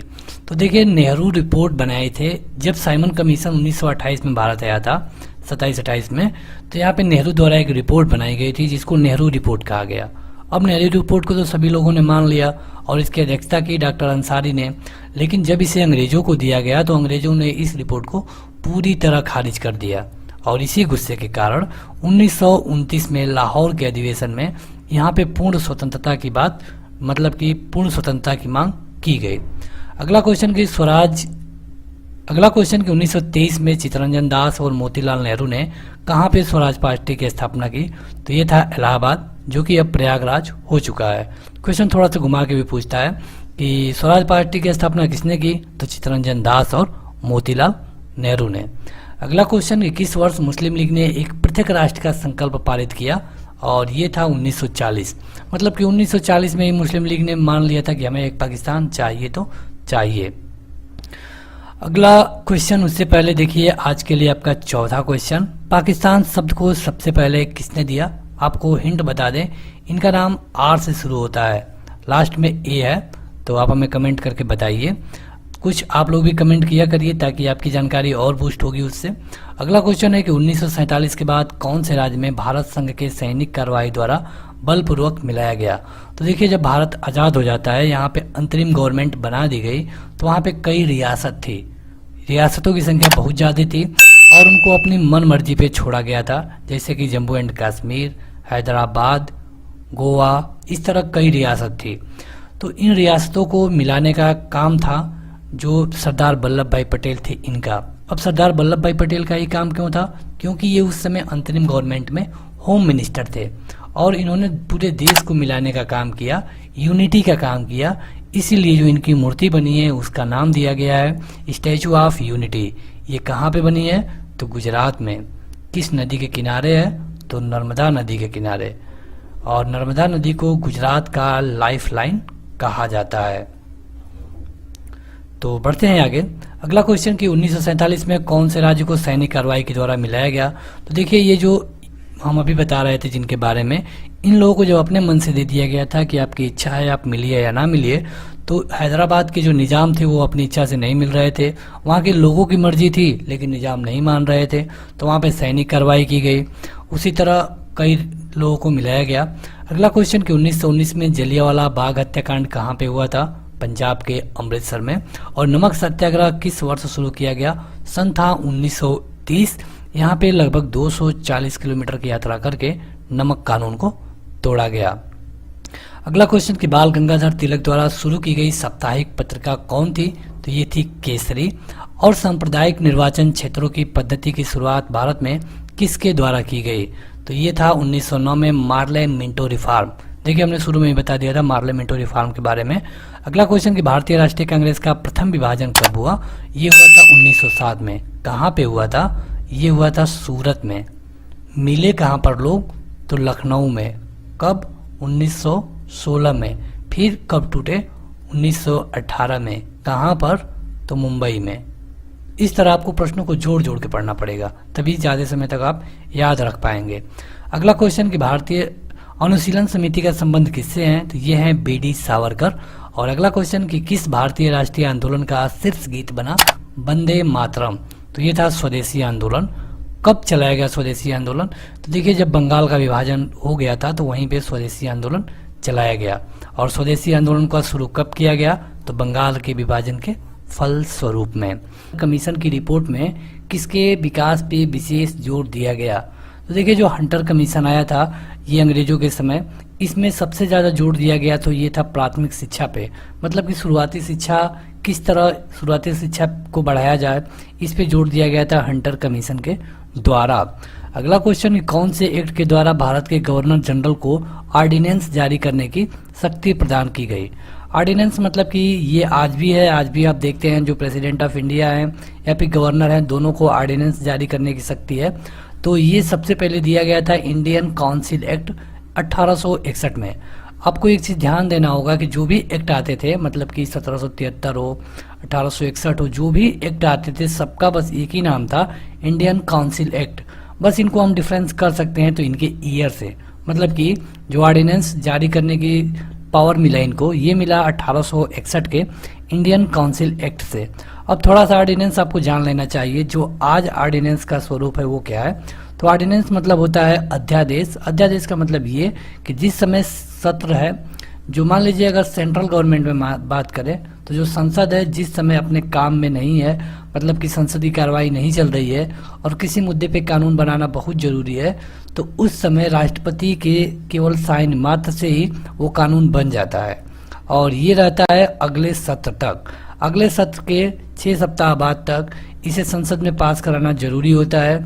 अगर ये संसद में पास नहीं कराया गया तो ये फिर से कोलैप्स हो जाता है। इसी तरह सेम टू सेम होता है स्टेट लेवल पर भी। और स्टेट लेवल पे जो ऑर्डिनेंस को जारी कर सकते हैं वो है गवर्नर, और सेंट्रल लेवल पे president of India.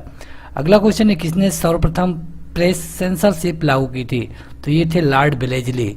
Press censorship का मतलब कि इस पे भी प्रतिबंध लगा दिया गया था, आप कुछ भी नहीं लिख सकते हैं। अगला क्वेश्चन है कौन भारत के मुसलमानों की उच्च शिक्षा के लिए पथ प्रदर्शक बने रहे। तो ये थे सर सैयद अहमद खान। इन्होंने मुसलमानों की उच्च शिक्षा के लिए कई सारे काम किए। अगला क्वेश्चन है किसके अंतर्गत भारत ने सबसे पहले सर्वोच्च न्यायालय की स्थापना की। तो ये था रेगुलेटिंग एक्ट 1773 में। अब देखिए इससे पहले भी अंग्रेज राज करते थे, लेकिन अगर आपने जो पॉलिटी पढ़ना शुरू करेंगे तो आपको सबसे पहले पढ़ाया जाएगा रेगुलेटिंग एक्ट 1773। अब 1773 की ज़रूरत इसलिए पड़ी क्योंकि आप देखेंगे कि यहाँ पे ईस्ट इंडिया कंपनी तो पहले से काम कर रही थी, लेकिन यहाँ पे जो उनमें भ्रष्टाचार था बहुत ज़्यादा था, तो उसे ही रेगुलेट करने के लिए रेगुलेटिंग एक्ट लाया गया। और ये लाया गया था 1773 में। और इसी रेगुलेटिंग एक्ट के तहत सबसे पहले सुप्रीम कोर्ट की व्यवस्था की गई। अगर यहाँ पे सुप्रीम कोर्ट के खिलाफ आपको कोई भी अपील करना था तो उसके लिए आपको लंदन में जो प्रीवी काउंसिल थी वहाँ पे आप अपील कर सकते थे। अगला क्वेश्चन कि पत्रकार के कर्तव्य का निर्वहन करते हुए जेल जाने वाले प्रथम भारतीय कौन थे। तो ये थे बाल गंगाधर तिलक, जिनको कि गरम दल का नेता भी माना जाता है। अगला क्वेश्चन कि स्वतंत्र भारत का अंतिम गवर्नर जनरल कौन था? तो स्वतंत्र भारत का अंतिम गवर्नर जनरल थे सी राजगोपालाचारी, मतलब कि राजा जी। अगर पूछेगा कि स्वतंत्र भारत के पहले गवर्नर जनरल कौन थे, तो ये थे लॉर्ड माउंटबेटन। और अगर ये पूछता है कि स्वतंत्र भारत के पहले इंडियन गवर्नर जनरल कौन थे, इंडियन आपसे पूछेगा, तो ये है राजगोपालाचारी। तो इंडियन फर्स्ट है या फिर इंडियन लास्ट, दोनों यही है, क्योंकि इनके बाद इस पोस्ट को खत्म कर दिया गया।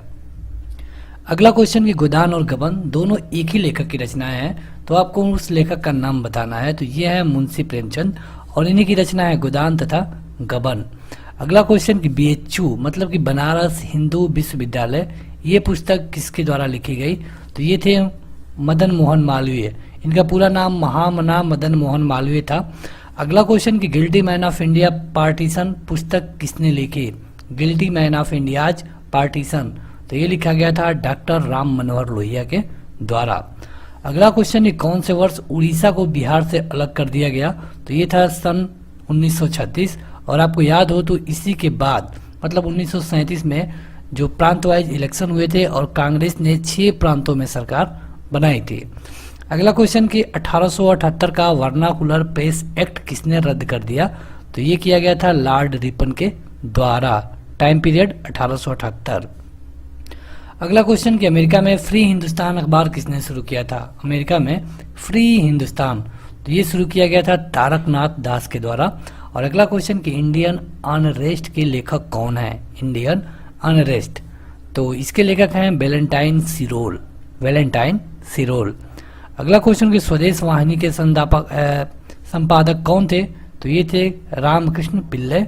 और 1935 भारत अधिनियम मतलब कि 1935 में जो इंडियन एक्ट जारी किया गया था, इसके द्वारा प्रस्तावित फेडरल यूनियन में राजसी प्रांतों को शामिल करने के पीछे अंग्रेजों की असली मंशा क्या थी? तो देखिए जो 1935 में जो एक्ट बना, इसका आप देखेंगे कि ढेर सारा प्रभाव आज भी हमारे संविधान पे पड़ा है। और जब तक हमारा संविधान बन नहीं गया 1950 तक, तब तक जो भी रूल हुए सब इसी एक्ट के तहत हुए। अब इस एक्ट में सभी प्रांतों को अपनी अपनी मर्जी पे छोड़ दिया गया और इसी के 2 साल बाद इलेक्शन हुए थे प्रांत वाइज। तो यहाँ पे इनके पीछे अंग्रेजों की ये मंशा थी कि जो राष्ट्रवादी नेता होंगे वो साम्राज्यवादी विरोधी सिद्धांतों को व्यर्थ करने के लिए राजाओं का इस्तेमाल करेंगे। हालांकि यहाँ पे इसमें जो अंग्रेज थे कामयाब नहीं हुए। अगला क्वेश्चन कि भारत के विभाजन को टालने का अंतिम अवसर समाप्त हो गया। भारत के विभाजन को टालने का अंतिम अवसर कब समाप्त हो गया? तो ये था कैबिनेट मिशन को अस्वीकार करने के साथ ही। अगला क्वेश्चन कि गोल्डन थ्रेशोल्ड नामक कविता के रचयिता कौन है? गोल्डन थ्रेशोल्ड, तो ये है सरोजिनी नायडू। आगे बढ़े तो अगला क्वेश्चन है कि 1935 के भारत सरकार अधिनियम में कौन सी एक विशेषता नहीं थी? तो यहाँ पे इनमें डायरकी सिस्टम नहीं था। डायरकी मतलब कि 2 लोगों का शासन, लेकिन वहाँ पे 1935 वाले में यही था कि सबको अलग अलग मतलब कि इलेक्शन के लिए जाना था। और यहाँ पे हमने अभी आपको बताया कि 1937 में इलेक्शन भी हुए थे। अगला क्वेश्चन कि भारत में ब्रिटेन के सभी संवैधानिक प्रयोगों में सबसे कम समय तक कौन चला? तो ये था 1909 का इंडियन काउंसिल एक्ट। इसमें क्या था कि मतलब इनमें अंग्रेजों की मानसिकता ये थी कि सभी को अलग अलग निर्वाचक मंडल दे दिया जाए, जैसे कि मुस्लिमों को अलग, सिख को अलग, और ये लोग जब बट जाएंगे तो इन पर राज करना आसान हो जाएगा।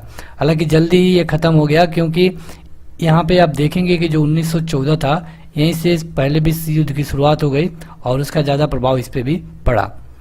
तो अभी वीडियो बाकी है, लेकिन उससे पहले जो लोग इस वीडियो को लाइक नहीं किए हैं, आप लोग लाइक कर सकते हैं। आपको बता दें कि जो पार्ट ऑलरेडी अपलोड है आप उन्हें देख सकते हैं, लिंक डिस्क्रिप्शन में दिया जा चुका है। अगला क्वेश्चन कि इसका प्रस्ताव मई में आया, इसमें अभी भी भारत को विभाजन मुक्त रखने की आकांक्षा थी, जिसका ब्रिटिश प्रांतों ने से मिलकर बने एक संघीय राज्य का स्वरूप होना था। ये कौन से मतलब किससे संबंधित है? तो ये है कैबिनेट मिशन से। देखिए कैबिनेट मिशन जब भारत में आया तो यहाँ पे इससे कई चीज़ें हुई। एक तो पाकिस्तान का बंटवारा हुआ, दूसरा संविधान सभा बनाया गया, तो ये मई में आया था। इसे कभी कभी मई मिशन के नाम से भी जाना जाता है। अगला क्वेश्चन कि उस समय जब नेपोलियन की शक्ति के सामने यूरोप के साम्राज्य धराशायी हो रहे थे, किस एक गवर्नर जनरल ने भारत में ब्रिटिश पताका फहराया रखा? तो ये था लॉर्ड हेस्टिंग्स। और अगला क्वेश्चन कि कांग्रेस के नेताओं में से कौन एक कैबिनेट मिशन योजना के पक्ष में पूरी तरह से थे? तो ये थे सरदार पटेल। सरदार पटेल का मानना था कि अगर बंटवारा हो रहा है और यहाँ पे सब कुछ सही है तो हो जाना चाहिए। बाकी जो मतलब कि अलग अलग यहाँ पे छोटे छोटे राज्य थे प्रेविनेंस, उनको मिलाने का काम भी सरदार पटेल को दिया गया जब अंतरिम गवर्नमेंट बनी जवाहरलाल नेहरू के नेतृत्व में। अगला क्वेश्चन कि कौन से विद्रोह को बंकिम चंद्र चटर्जी ने अपने उपन्यास आनंद मठ में उल्लेखित किया है? तो ये है सन्यासी विद्रोह। इसको जो बंकिम चंद्र चटर्जी थे उन्होंने अपने आनंद मठ में लिखा है। अगला क्वेश्चन कि lectures from Colombo to Almora, lectures from Colombo to Almora ये किस एक के अनुभव पे आधारित है? तो ये हैं स्वामी विवेकानंद। इनके बचपन का नाम नरेंद्रनाथ दत्त था। इन्होंने 1893 में अमेरिका के शिकागो में भारत का प्रतिनिधित्व किया था और 1897 में इन्होंने रामकृष्ण मिशन की स्थापना की। इनके गुरु का नाम था रामकृष्ण मिशन। अगला क्वेश्चन, और ये भी पूछा जाता है कि रामकृष्ण मिशन कहाँ पे इनके मतलब कि उसकी स्थापना की गई? तो बंगाल में, पश्चिम बंगाल में। अगला क्वेश्चन कि माउंटेगू चेम्सफोर्ड की रिपोर्ट आधार बनी। तो जो माउंटेगू चेम्सफोर्ड रिपोर्ट आई थी ये कब आई थी? सीधे सीधे आपसे ये पूछा जाता है। तो ये आई थी 1909 में। और ये भी पूछा जाता है कि मार्ले मिंटो रिफॉर्म कब आया? तो 1909 में। Morley Minto reform 1909, Montagu Chelmsford reform 1919। अगला क्वेश्चन कि 1854 की उड विज्ञप्ति मतलब कि उड डिस्पैच में अभिव्यक्ति शिक्षा का क्या लक्ष्य था? तो ये था कि मतलब कि जो उड विज्ञप्ति आई थी मतलब उसका जो नोटिफिकेशन आया था इसमें भारत में जो पश्चिमी सभ्यता थी उसका विस्तार करना था। अगला क्वेश्चन कि 1942 के क्रिप्स मिशन का एक महत्वपूर्ण पहलू क्या था? तो देखिए 1942 का मतलब कि हमने कई बार आपको बताया है कि 1942 मतलब कि इस समय जो सेकेंड वर्ल्ड वार था वो चल रहा था और जो ब्रिटेन था वो हारने की कंडीशन में था, इसीलिए क्रिप्स मिशन को भारत भेजा गया। और क्रिप्स मिशन में ये था कि मतलब कि जो इंडियन लोग हैं हमारी सेना में भर्ती हों, हमें सपोर्ट करें और जब हम जीत जाएंगे तो द्वितीय युद्ध के तुरंत बाद भारत संघ की स्थापना करने के लिए उसे डोमिनियन दे देंगे। डोमिनियन मतलब कि एक लेवल पे आप अपनी गवर्नमेंट बना सकते हैं लेकिन उसके हेड तो हम ही रहेंगे। डोमिनियन का मतलब ये था। लेकिन आप देखेंगे कि जब 1929 में ही यहाँ पे जो जवाहरलाल नेहरू थे लाहौर में पूर्ण स्वराज की मांग कर चुके थे, तो यहाँ पे अब डोमिनियन देने की बात हो रही थी। अब डोमिनियन का मतलब कि आधा स्वतंत्रता, तो इसे पूरी तरह गांधी जी के द्वारा मना कर दिया गया क्रिप्स मिशन को। और यही क्रिप्स मिशन है जिसको गांधी जी ने पोस्ट डेटेड चेक कहा। उन्होंने कहा कि एक गिरते हुए बैंक का यह एक पोस्ट डेटेड चेक है जो कभी भजने वाला नहीं है। और इसी के बाद आप देखेंगे कि भारत छोड़ो आंदोलन की शुरुआत हुई। गांधी जी ने करो या मरो का नारा दिया। अगला क्वेश्चन कि भारत के स्वदेशी आंदोलन के दौरान लिखा गया अमार सोनार बंगला बांग्लादेश को उसकी स्वतंत्रता संग्राम में प्रोत्साहित किया, उसे बांग्लादेश ने राष्ट्रगान के रूप में कब अपनाया? यह किसके द्वारा लिखा गया था? तो ये लिखा गया था रविंद्रनाथ टैगोर के द्वारा। और रविंद्रनाथ टैगोर वही हैं जिनको कि 1913 में नोबेल पुरस्कार मिला था गीतांजलि के लिए साहित्य के फील्ड में। बात करें भारत में तो भारत में सबसे पहले इनको मिला और सबसे लास्ट में किसको मिला है? तो कैलाश सत्यार्थी को शांति के क्षेत्र में। अगला क्वेश्चन कि महात्मा गांधी ने दक्षिण अफ्रीका से भारत किस वर्ष लौटे? तो ये था 1915। एग्जैक्ट डेट की बात करें तो 9 जनवरी 1915 को भारत में ये लौटे। अगला क्वेश्चन कि लॉर्ड मैकाले किससे संबंधित है? तो देखिए जो अंग्रेजी शिक्षा आई मतलब इंडिया में जो अंग्रेजी शिक्षा बढ़ी इसके दाता थे लॉर्ड मैकाले। हालांकि इनका विरोध भी हुआ। अगला क्वेश्चन है किसने सुबह आज़ादी नामक कविता लिखी? सुबह आज़ादी, तो ये लिखा गया था फैज अहमद फैज के द्वारा।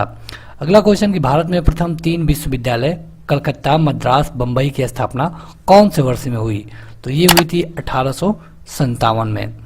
अगला क्वेश्चन है किसने सोम प्रकाश नामक समाचार पत्र की शुरुआत की? तो ये थे ईश्वर चंद्र विद्यासागर, सोम प्रकाश। अगला क्वेश्चन है किस अधिनियम ने भारतवासियों को अपने देश में प्रशासन के कुछ हिस्सा लेना संभव बनाया? तो ये था इंडियन काउंसिल एक्ट 1861। मतलब कि ये सभी वन लाइनर क्वेश्चन है, आपको याद ही करना पड़ेगा। आपको इसका PDF मिल जाएगा, आप वहाँ से जाके इसे डाउनलोड कर सकते हैं, लिंक डिस्क्रिप्शन में दिया जा चुका है। तो सुबह ये फिर से रिपीटेड हो गया है। यहाँ पे अनुशीलन समिति थी, तो यह क्रांतिकारी संगठन था जो अनुशीलन समिति थी। अगला क्वेश्चन है, किसने असहयोग आंदोलन के दौरान विदेशी कपड़ों को जलाया जाना एक निष्ठुर बर्बादी बताया? तो ये कहा गया था रविन्द्रनाथ टैगोर के द्वारा। देखिए असहयोग आंदोलन कब से कब चला, तो ये था 1920 से लेके 1922 को। इसको मतलब चलाए जाने के पीछे क्या कारण था, तो जो रॉलेट एक्ट आया था 1919 में, इसी के विरोध में असहयोग आंदोलन चलाया गया। इसका फंडा ये था कि हम मतलब कि अंग्रेजों को सहयोग नहीं करेंगे, असहयोग आंदोलन नाम दिया गया। और इसको 1922 में जब बंद किया गया तो इसके पीछे कारण ये था कि चौरी चौरा में एक घटना हो गई और उसी घटना में 22 पुलिस वालों को जिंदा जला दिया गया। इससे आहत होकर गांधी जी ने इसे बंद कर दिया। हालांकि जब गांधी जी ने इसे बंद किया तो कई लोगों ने गांधी जी का जोरदार विरोध भी किया, लेकिन ये फिर से कंटिन्यू नहीं हो पाया। तो यहाँ पे जो विदेशी कपड़े थे उनको जलाया जाने लगा, लेकिन जो रविन्द्रनाथ टैगोर थे उन्होंने कहा कि इसको जलाना कोई अच्छी का बात नहीं है, यह एक निष्ठुर बर्बादी है, क्योंकि हम लोग उसे खरीद करके इसे चला रहे हैं।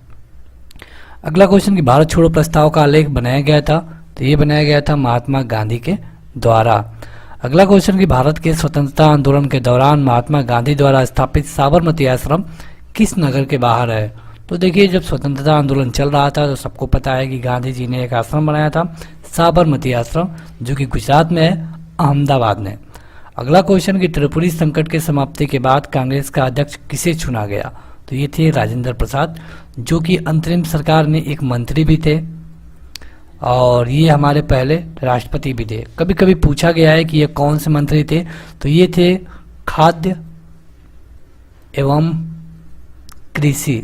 जब अंतरिम सरकार बनी थी 1946 में तो ये मंत्री थे खाद्य एवं कृषि के, और जब मतलब कि 1950 आया तो इनको प्रेसिडेंट ऑफ इंडिया बनाया गया, first president of India Rajendra Prasad को।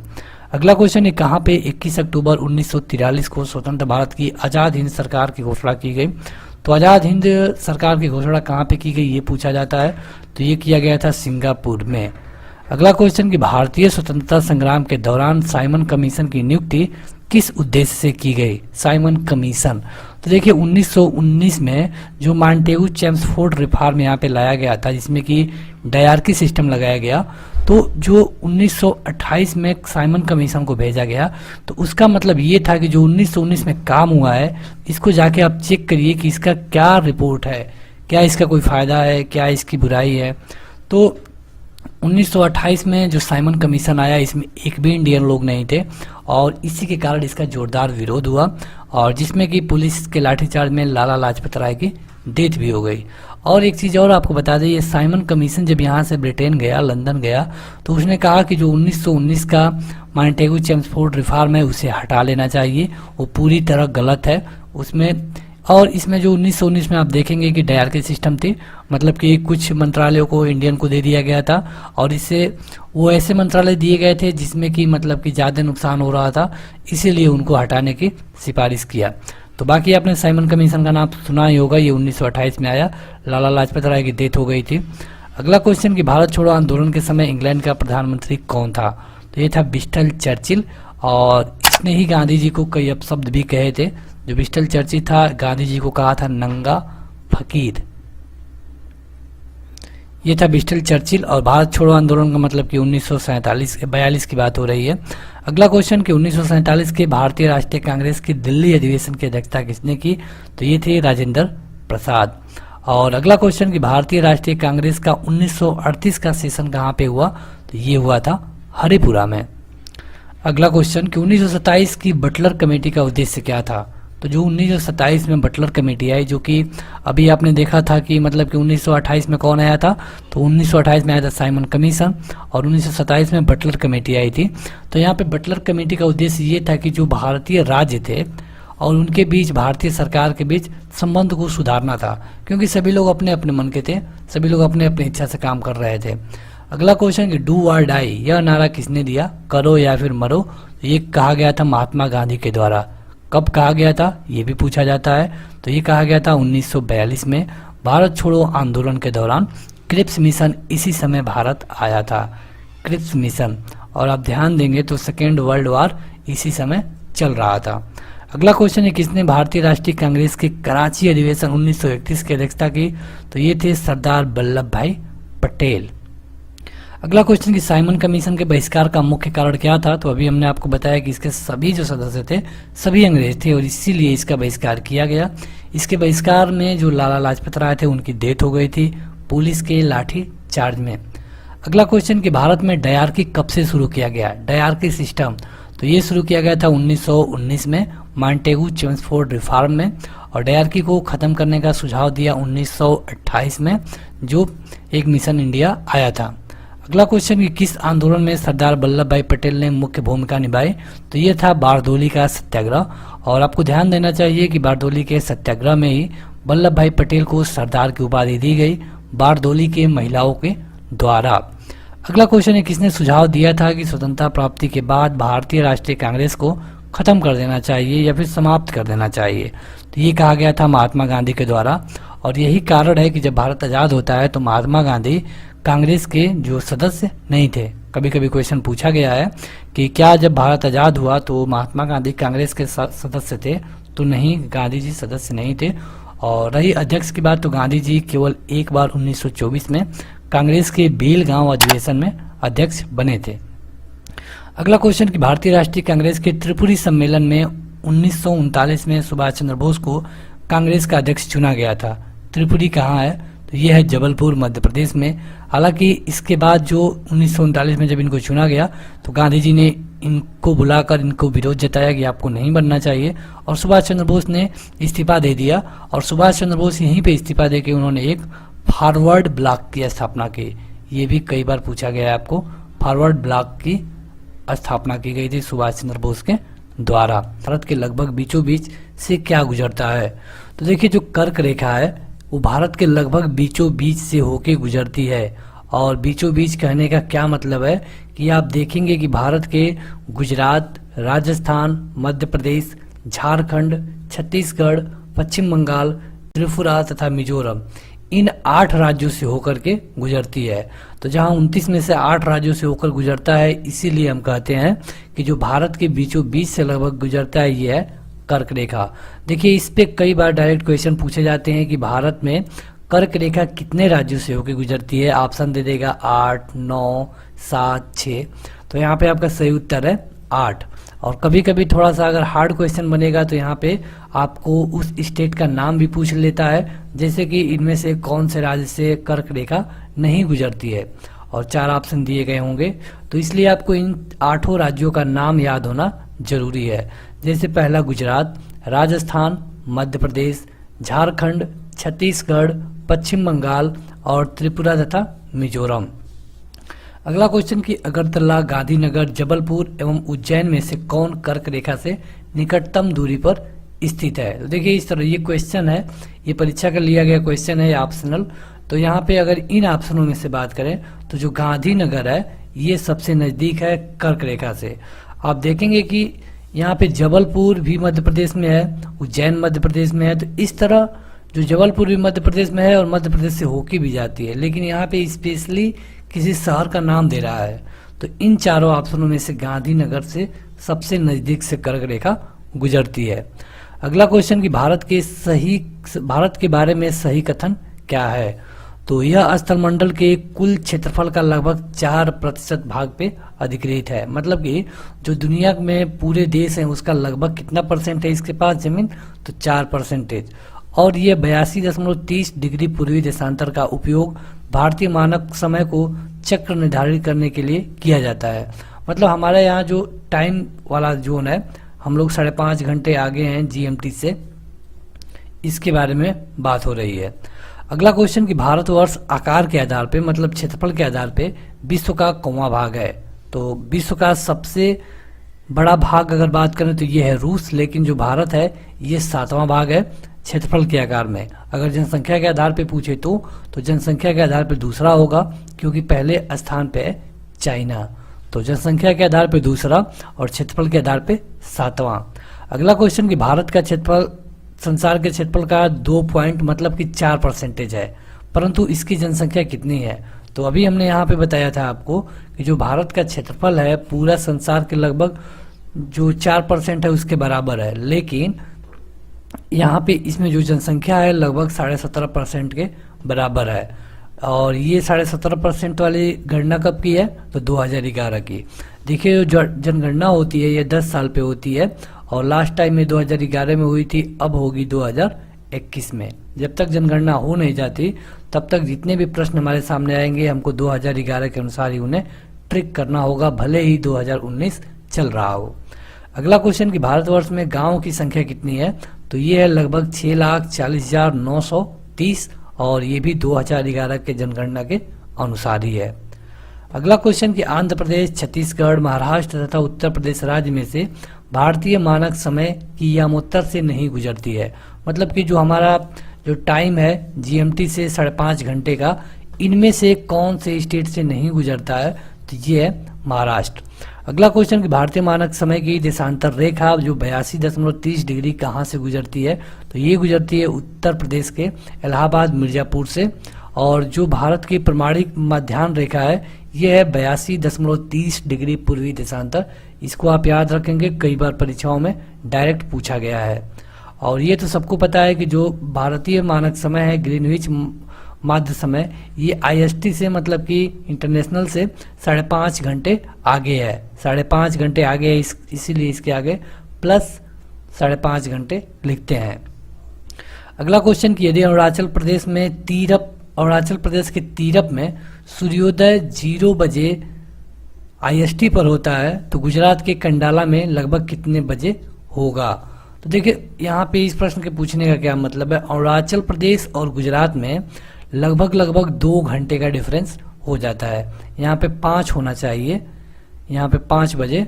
तो अगर सूर्योदय वहाँ पे अरुणाचल प्रदेश में 5 बजे होता है तो जो गुजरात है तो यहाँ पे लगभग 7 बजे होगा। देखिए यहाँ पे कहने का मतलब ये है कि ये जो अरुणाचल प्रदेश है सबसे पूरब में है, गुजरात का जो कंडाला है वो सबसे पश्चिम में है। तो आपसे ये पूछा जाए कि भारत के सबसे पूर्वी तथा सबसे पश्चिमी टाइम में कितना का डिफरेंस है? तो ये है लगभग 2 घंटे का। और 2 घंटे में किसके, मतलब कि अगर वहाँ पे सूर्योदय 5 बजे होता है तो गुजरात में सूर्योदय 7 बजे होता है। अगला क्वेश्चन कि भारत का सुदूर दक्षिण पॉइंट कौन है? तो ये है इंदिरा पॉइंट। अगला क्वेश्चन कि दिल्ली, कोलकाता, जोधपुर तथा नागपुर शहरों में से कर्क रेखा के निकट कौन है?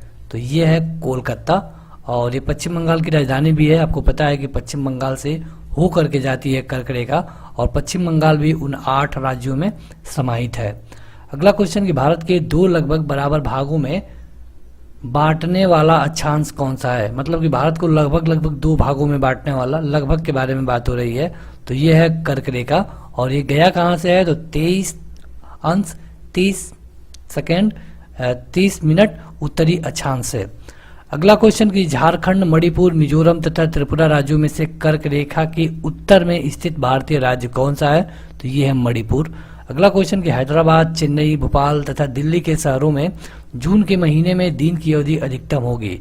मतलब इसमें से कौन से शहर में जून के महीने में जो दिन की अवधि है सबसे अधिकतम होगी? तो ये होगा दिल्ली में।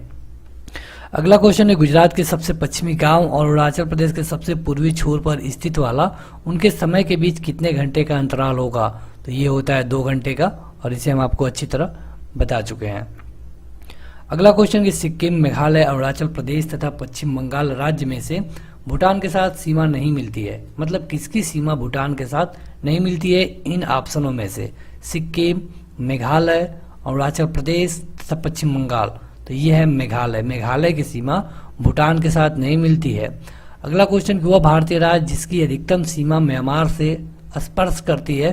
तो ये है अरुणाचल प्रदेश। अरुणाचल प्रदेश की अधिकतम सीमा किस प्रदेश को छूती है? इंडियन प्रदेश को। तो ये है अरुणाचल प्रदेश, और ये छूता है म्यांमार को। म्यांमार से घनिष्ठ सीमा किसकी नहीं है? मतलब कि सटी हुई, तो म्यांमार से सटी हुई सीमा नहीं है असम की। अगला क्वेश्चन कि पाकिस्तान से सीमा बनाने वाले भारतीय राज्य कौन कौन से हैं? और ये क्वेश्चन कई बार डायरेक्ट पूछा जा चुका है। अधिकतर लोगों को केवल जम्मू एंड कश्मीर ही पता है, इसलिए ऑप्शन में और राज्य जो दिए गए होते हैं उन्हें लोग गलत ट्रिक कर देते हैं। देखिए जो पाकिस्तान है इससे पंजाब, जम्मू एंड कश्मीर, राजस्थान और गुजरात, इन चारों राज्यों की सीमा सटी हुई है। आप देखेंगे कि जो पंजाब, हमारे यहाँ भी एक पंजाब है तो पाकिस्तान में भी एक पंजाब है, क्योंकि जब बंटवारा हुआ तो पंजाब को आधा आधा बांट दिया गया। जिस तरह बंगाल में लगभग आधा बंगाल हमको मिला, आधा बंगाल उन लोगों में गया, उसी तरह पंजाब भी आधा आधा बांट दिया गया। कारण ये था कि ये दोनों बड़े बड़े प्रोविंस थे। तो यहाँ पे पंजाब है, जम्मू एंड कश्मीर है, राजस्थान है और गुजरात, ये चारों राज्य की सीमा पाकिस्तान से मिलती है। अगला क्वेश्चन कि नेपाल के पड़ोसी भारतीय राज्य कौन कौन से हैं जो नेपाल से सटे हुए हों? तो उत्तराखंड है, उत्तर प्रदेश है, बिहार है, पश्चिम बंगाल तथा सिक्किम। ये जो राज्य हैं ये नेपाल के पड़ोसी भारतीय राज्य हैं, मतलब कि भारतीय हैं लेकिन नेपाल से सटे हुए हैं। तो वीडियो अभी बाकी है, लेकिन अगर आपको यह वीडियो पसंद आती है तो इस वीडियो को जरूर लाइक करिए। आपको बता दें कि इसके जो भी पार्ट ऑलरेडी अपलोड है आप उन्हें देख सकते हैं, और उनका लिंक आपको इसी वीडियो के डिस्क्रिप्शन में या फिर पहले कमेंट बॉक्स में मिल जाएगा। और आप इस वीडियो का PDF भी डाउनलोड कर पाएंगे, लिंक इस वीडियो के डिस्क्रिप्शन में दिया जा चुका है। अगला क्वेश्चन है कि भारत का दक्षिणतम बिंदु कहाँ पर स्थित है? तो ये है ग्रेट निकोबार, मतलब कि जो हमारे यहाँ जो द्वीप खंड है वहाँ पे है दक्षिणतम बिंदु स्थित। अगला क्वेश्चन कि भारत के राज्यों में सबसे पूर्वी तथा सबसे पश्चिमी राज्य को इंगित कौन करता है? और यहाँ पे देखिए ये सारे क्वेश्चन ऑप्शनल से लिए गए हैं। तो यहाँ पे अरुणाचल प्रदेश सबसे पूरब में है और गुजरात सबसे पश्चिम में है। अगला क्वेश्चन कि भारत का सुदूर पश्चिम बिंदु कौन सा है? तो ये गुजरात का है गौर मोता, और इसका अगर लोकेशन आप देखें तो 68 अंश 7 मिनट है पूर्व। अगला क्वेश्चन कि मेघालय, त्रिपुरा, मणिपुर तथा मिजोरम राज्यों में वह राज्य देश की सीमा बांग्लादेश से नहीं लगती है। मतलब कि इसमें से इन चारों ऑप्शनों में से मेघालय, त्रिपुरा, मणिपुर तथा मिजोरम, इनमें से किसकी सीमा बांग्लादेश से नहीं लगती है? तो ये है मणिपुर। वैसे आप देखेंगे तो बांग्लादेश ऐसा देश है जिससे कि हमारी सबसे ज़्यादा सीमा लगती है स्थलीय सीमा की बात करें तो, लेकिन जो मणिपुर राज्य है, हमारा जो मणिपुर राज्य है, इसकी सीमा बांग्लादेश से नहीं लगती है। अब आपको बताना है अगले क्वेश्चन में कि बांग्लादेश की सीमा से लगने वाले भारत के राज्य कौन कौन से हैं? तो ये है मेघालय, असम, पश्चिम बंगाल, त्रिपुरा एवं मिजोरम। कौन सी सीमा नहीं लगती है? तो मणिपुर है, अगर पूर्वी क्षेत्रफल पूर्वी के तरफ की प्रदेशों की बात करें तो। अगला क्वेश्चन कि भारत और चीन की उत्तर पूर्व सीमा का सीमांकन करने वाली रेखा को क्या कहते हैं? मतलब कि भारत और चीन के बीच जो रेखा है उसे क्या कहते हैं? तो इसे कहते हैं मैक मोहन रेखा। कई बार पूछा जा चुका है। उसी तरह आपके लिए क्वेश्चन है, कमेंट करके बताइए, इसका उत्तर हम अभी आगे बता देंगे। जो भारत और पाकिस्तान के बीच में सीमा है उस सीमा का क्या नाम है? भारत और पाकिस्तान के बीच जो सीमा है इस सीमा का क्या नाम है? कमेंट करके बताइए। यहाँ पे आपने देखा कि भारत और चाइना के बीच में जो सीमा है उसे कहते हैं मैक मोहन रेखा। अगला क्वेश्चन कि भारत श्रीलंका से अलग होता है, यानी कि जो भारत और श्रीलंका है इसके बीच कौन सी सीमा है? तो ये है पाक जल डमरू मध्य। यहाँ पे देखेंगे आपको कि ये सब जल की सीमा है, तो इसे कहा जाता है पाक जल डमरू मध्य। ये कई बार पूछा जाता है और लोग केवल पाक देख करके इसका ऑप्शन सही ट्रिक नहीं कर पाते। उनको लगता है कि पाक से पाकिस्तान हो जाएगा, लेकिन इसका सही नाम है पाक जल डमरू मध्य द्वारा श्रीलंका और भारत अलग अलग होता है। अगला क्वेश्चन कि नेपाल, भूटान और चीन की सीमा में से मिलने वाला भारतीय राज्य है, मतलब कि इन तीनों राज्यों से मिले, नेपाल से, भूटान से और चीन से, तो ये है सिक्किम। और अभी यहाँ पे सिक्किम में चीन से लेके झगड़ा हुआ था थोड़ा बहुत, तो ये था सिक्किम। और सिक्किम की लोकेशन ऐसी है कि ये एक ही जगह पे नेपाल, भूटान तथा चीन से मिल लेता है। अगला क्वेश्चन कि तीन तरफ से अंतर्राष्ट्रीय सीमाओं से घिरे अंतर्राष्ट्रीय सीमाओं मतलब कि जो बांग्लादेश है, जो मतलब कि तीन तरफ से बांग्लादेश से घिरा हुआ राज्य कौन सा है? तो ये है त्रिपुरा। आप देखेंगे कि ये बीचों बीच है, उनके अंदर तक जाके है। और अगला क्वेश्चन कि भारत में उपबंध पुरा चुंबकीय परिणामों से संकेत मिलते हैं कि भूतकाल में भारतीय स्थल पिंड सरका है किधर के तरफ? तो उत्तर के तरफ। अब देखिए जो मतलब कि नेपाल में माउंट एवरेस्ट है, यहाँ माउंट एवरेस्ट से पहले वहाँ पे एक समुद्र हुआ करता था और ये दो प्लेटों के टकराने से समुद्र के जगह पे अब माउंट एवरेस्ट बन गया। तो इससे ये पता चलता है कि जो पुरा चुंबकीय परिणामों से ये हमें पता चलता है कि जो भारतीय स्थल है ये सरका है किधर? उत्तर के तरफ। अगला क्वेश्चन कि भारत के साथ सबसे लंबी स्थलीय सीमा किसकी है? तो अभी हमने आपको बताया बांग्लादेश की, लगभग 4000 किलोमीटर। अगला क्वेश्चन कि असम, नागालैंड, मेघालय एवं मिजोरम राज्यों में से बांग्लादेश से अपनी सीमा नहीं बनाने वाला भारतीय राज्य कौन सा है? मतलब कि ऑप्शन 1, 2, 3 और 4 इन ऑप्शनों में से किसकी सीमा बांग्लादेश से नहीं लगती है? तो ये है नागालैंड। अगला क्वेश्चन कि भारत एवं पाकिस्तान के बीच में सीमा का निर्धारण किसके द्वारा किया गया था? तो ये थे red Cliff, sir red Cliff नाम था इनका, और इसीलिए जो भारत और पाकिस्तान के बीच की सीमा है उसे कहते हैं रेड क्लिफ सीमा। अभी यही क्वेश्चन हमने आपसे पूछा था। अगला क्वेश्चन कि डुरंड लाइन भारत की सीमा को किसके साथ बांटती है?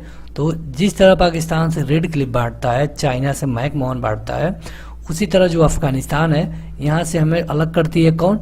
डुरंड रेखा। भारत और पाकिस्तान के मध्य सीमा रेखा का कैसा उदाहरण है? तो ये है परवर्ती सीमा का। अगला क्वेश्चन कि भारत में कर्क रेखा कितने राज्यों से होकर गुजरती है? तो ये है 8, और आपको 8 राज्यों का नाम याद होना चाहिए, परीक्षा में पूछ लिए जाते हैं। अगला क्वेश्चन कि भारतीय उपमहाद्वीप मूलतः एक विशाल भूखंड का भाग है, इसे क्या कहते हैं? तो इसे कहते हैं गोंडवाना लैंड। और भारत कितने भागों में विभाजित है? तो 4 प्राकृतिक प्रदेशों में। अगला क्वेश्चन कि उत्तराखंड में पताल तोड़ कुएं पाए जाते हैं। तो उत्तराखंड के जो तराई क्षेत्र है उसमें पताल तोड़ कुएं पाए जाते हैं। यदि हिमालय पर्वत श्रेणियां नहीं होती तो भारत पे सबसे अधिक भौगोलिक प्रभाव कहाँ पे पड़ता? तो यहाँ पे देखिए, अगर हिमालय हमको किस तरह बचाता है, तो जो दुश्मन है उससे भी बचाता है, जो साइबेरिया से आने वाली शीतलहर है उनसे भी बचाता है, मतलब कि हिमालय हमें कई तरह से बचाता है। तो अगर हिमालय की श्रेणियां, पर्वत श्रेणियां नहीं होती तो देश के अधिकांश भागों में साइबेरिया से आने वाली शीतलहरों का अनुभव होता और सिंधु गंगा मैदान इतनी विस्तृत जलोढ़ मृदा से वंचित हो जाता। मतलब कि आज जो सिंधु गंगा का मैदान इतना जो मृदा से भरा हुआ है ये उतना नहीं होता, और ये उसमें मृदा में जल की मात्रा नहीं होती, और जो मानसून होता है वो इस समय के मानसून इतना अच्छा नहीं होता। अगला क्वेश्चन कि लघु हिमालय कहाँ पे स्थित है? तो शिवालिक और महान हिमालय के मध्य में स्थित है लघु हिमालय। अगला क्वेश्चन कि पश्चिमी भाग में हिमालय की श्रेणियों का दक्षिण से उत्तर की तरफ सही क्रम बताइए। पश्चिमी भाग में तो यह है शिवालिक, लघु हिमालय और महान हिमालय। जो हिमालय की श्रेणी है उनको 3 भागों में बांटा गया है। तो अगर पश्चिम भाग से पूछे तो शिवालिक, लघु हिमालय तथा महान हिमालय जो 3 भाग होंगे। अगला क्वेश्चन कि सबसे नवीन पर्वत श्रेणी कौन है? तो यहाँ पे देखिए, अगर हिमालय ऑप्शन रहता है तो ये हिमालय की ही एक भाग है। आप देखेंगे कि जो शिवालिक है, अभी हमने आपको बताया शिवालिक, लघु हिमालय और महान हिमालय, हिमालय की श्रेणियों को 3 भागों में बांटा गया है। तो सबसे नवीन हिमालय होता है, और हिमालय में कौन है? तो शिवालिक। अगला क्वेश्चन कि दक्षिण भारत में नवीनतम चट्टान प्रणाली कौन है? तो यह है गोंडवाना। और उच्चावास आकृतियों को दक्षिण से उत्तर की ओर बढ़ते हुए सही क्रम बताइए। तो यह धौलाधर, जास्कर, लद्दाख और काकाकोरम। अगला क्वेश्चन कि हिमालय में उत्तर दिशा की ओर के क्रम वाली पर्वत श्रेणी कौन कौन सी है? तो यह है पीर पंजाल पर्वत श्रेणी, जास्कर पर्वत श्रेणी, लद्दाख पर्वत श्रेणी और काराकोरम पर्वत श्रेणी। उत्तर दिशा की ओर से आने वाली पर्वत श्रेणियां हैं ये। अगला क्वेश्चन कि शिवालिक पहाड़ी किसका हिस्सा है? तो अभी हमने आपको बताया कि शिवालिक, और यहाँ पे हमने 2 और बताया था, लघु तथा महान हिमालय, ये किसके हैं? तो ये सब जो हिमालय है उसके भाग है। शिवालिक श्रेणी का निर्माण किससे हुआ है? तो ये हुआ है सेनोजोइक युग में। और शिवालिक श्रेणियों की ऊंचाई कितनी है? तो 850 से 1200 मीटर।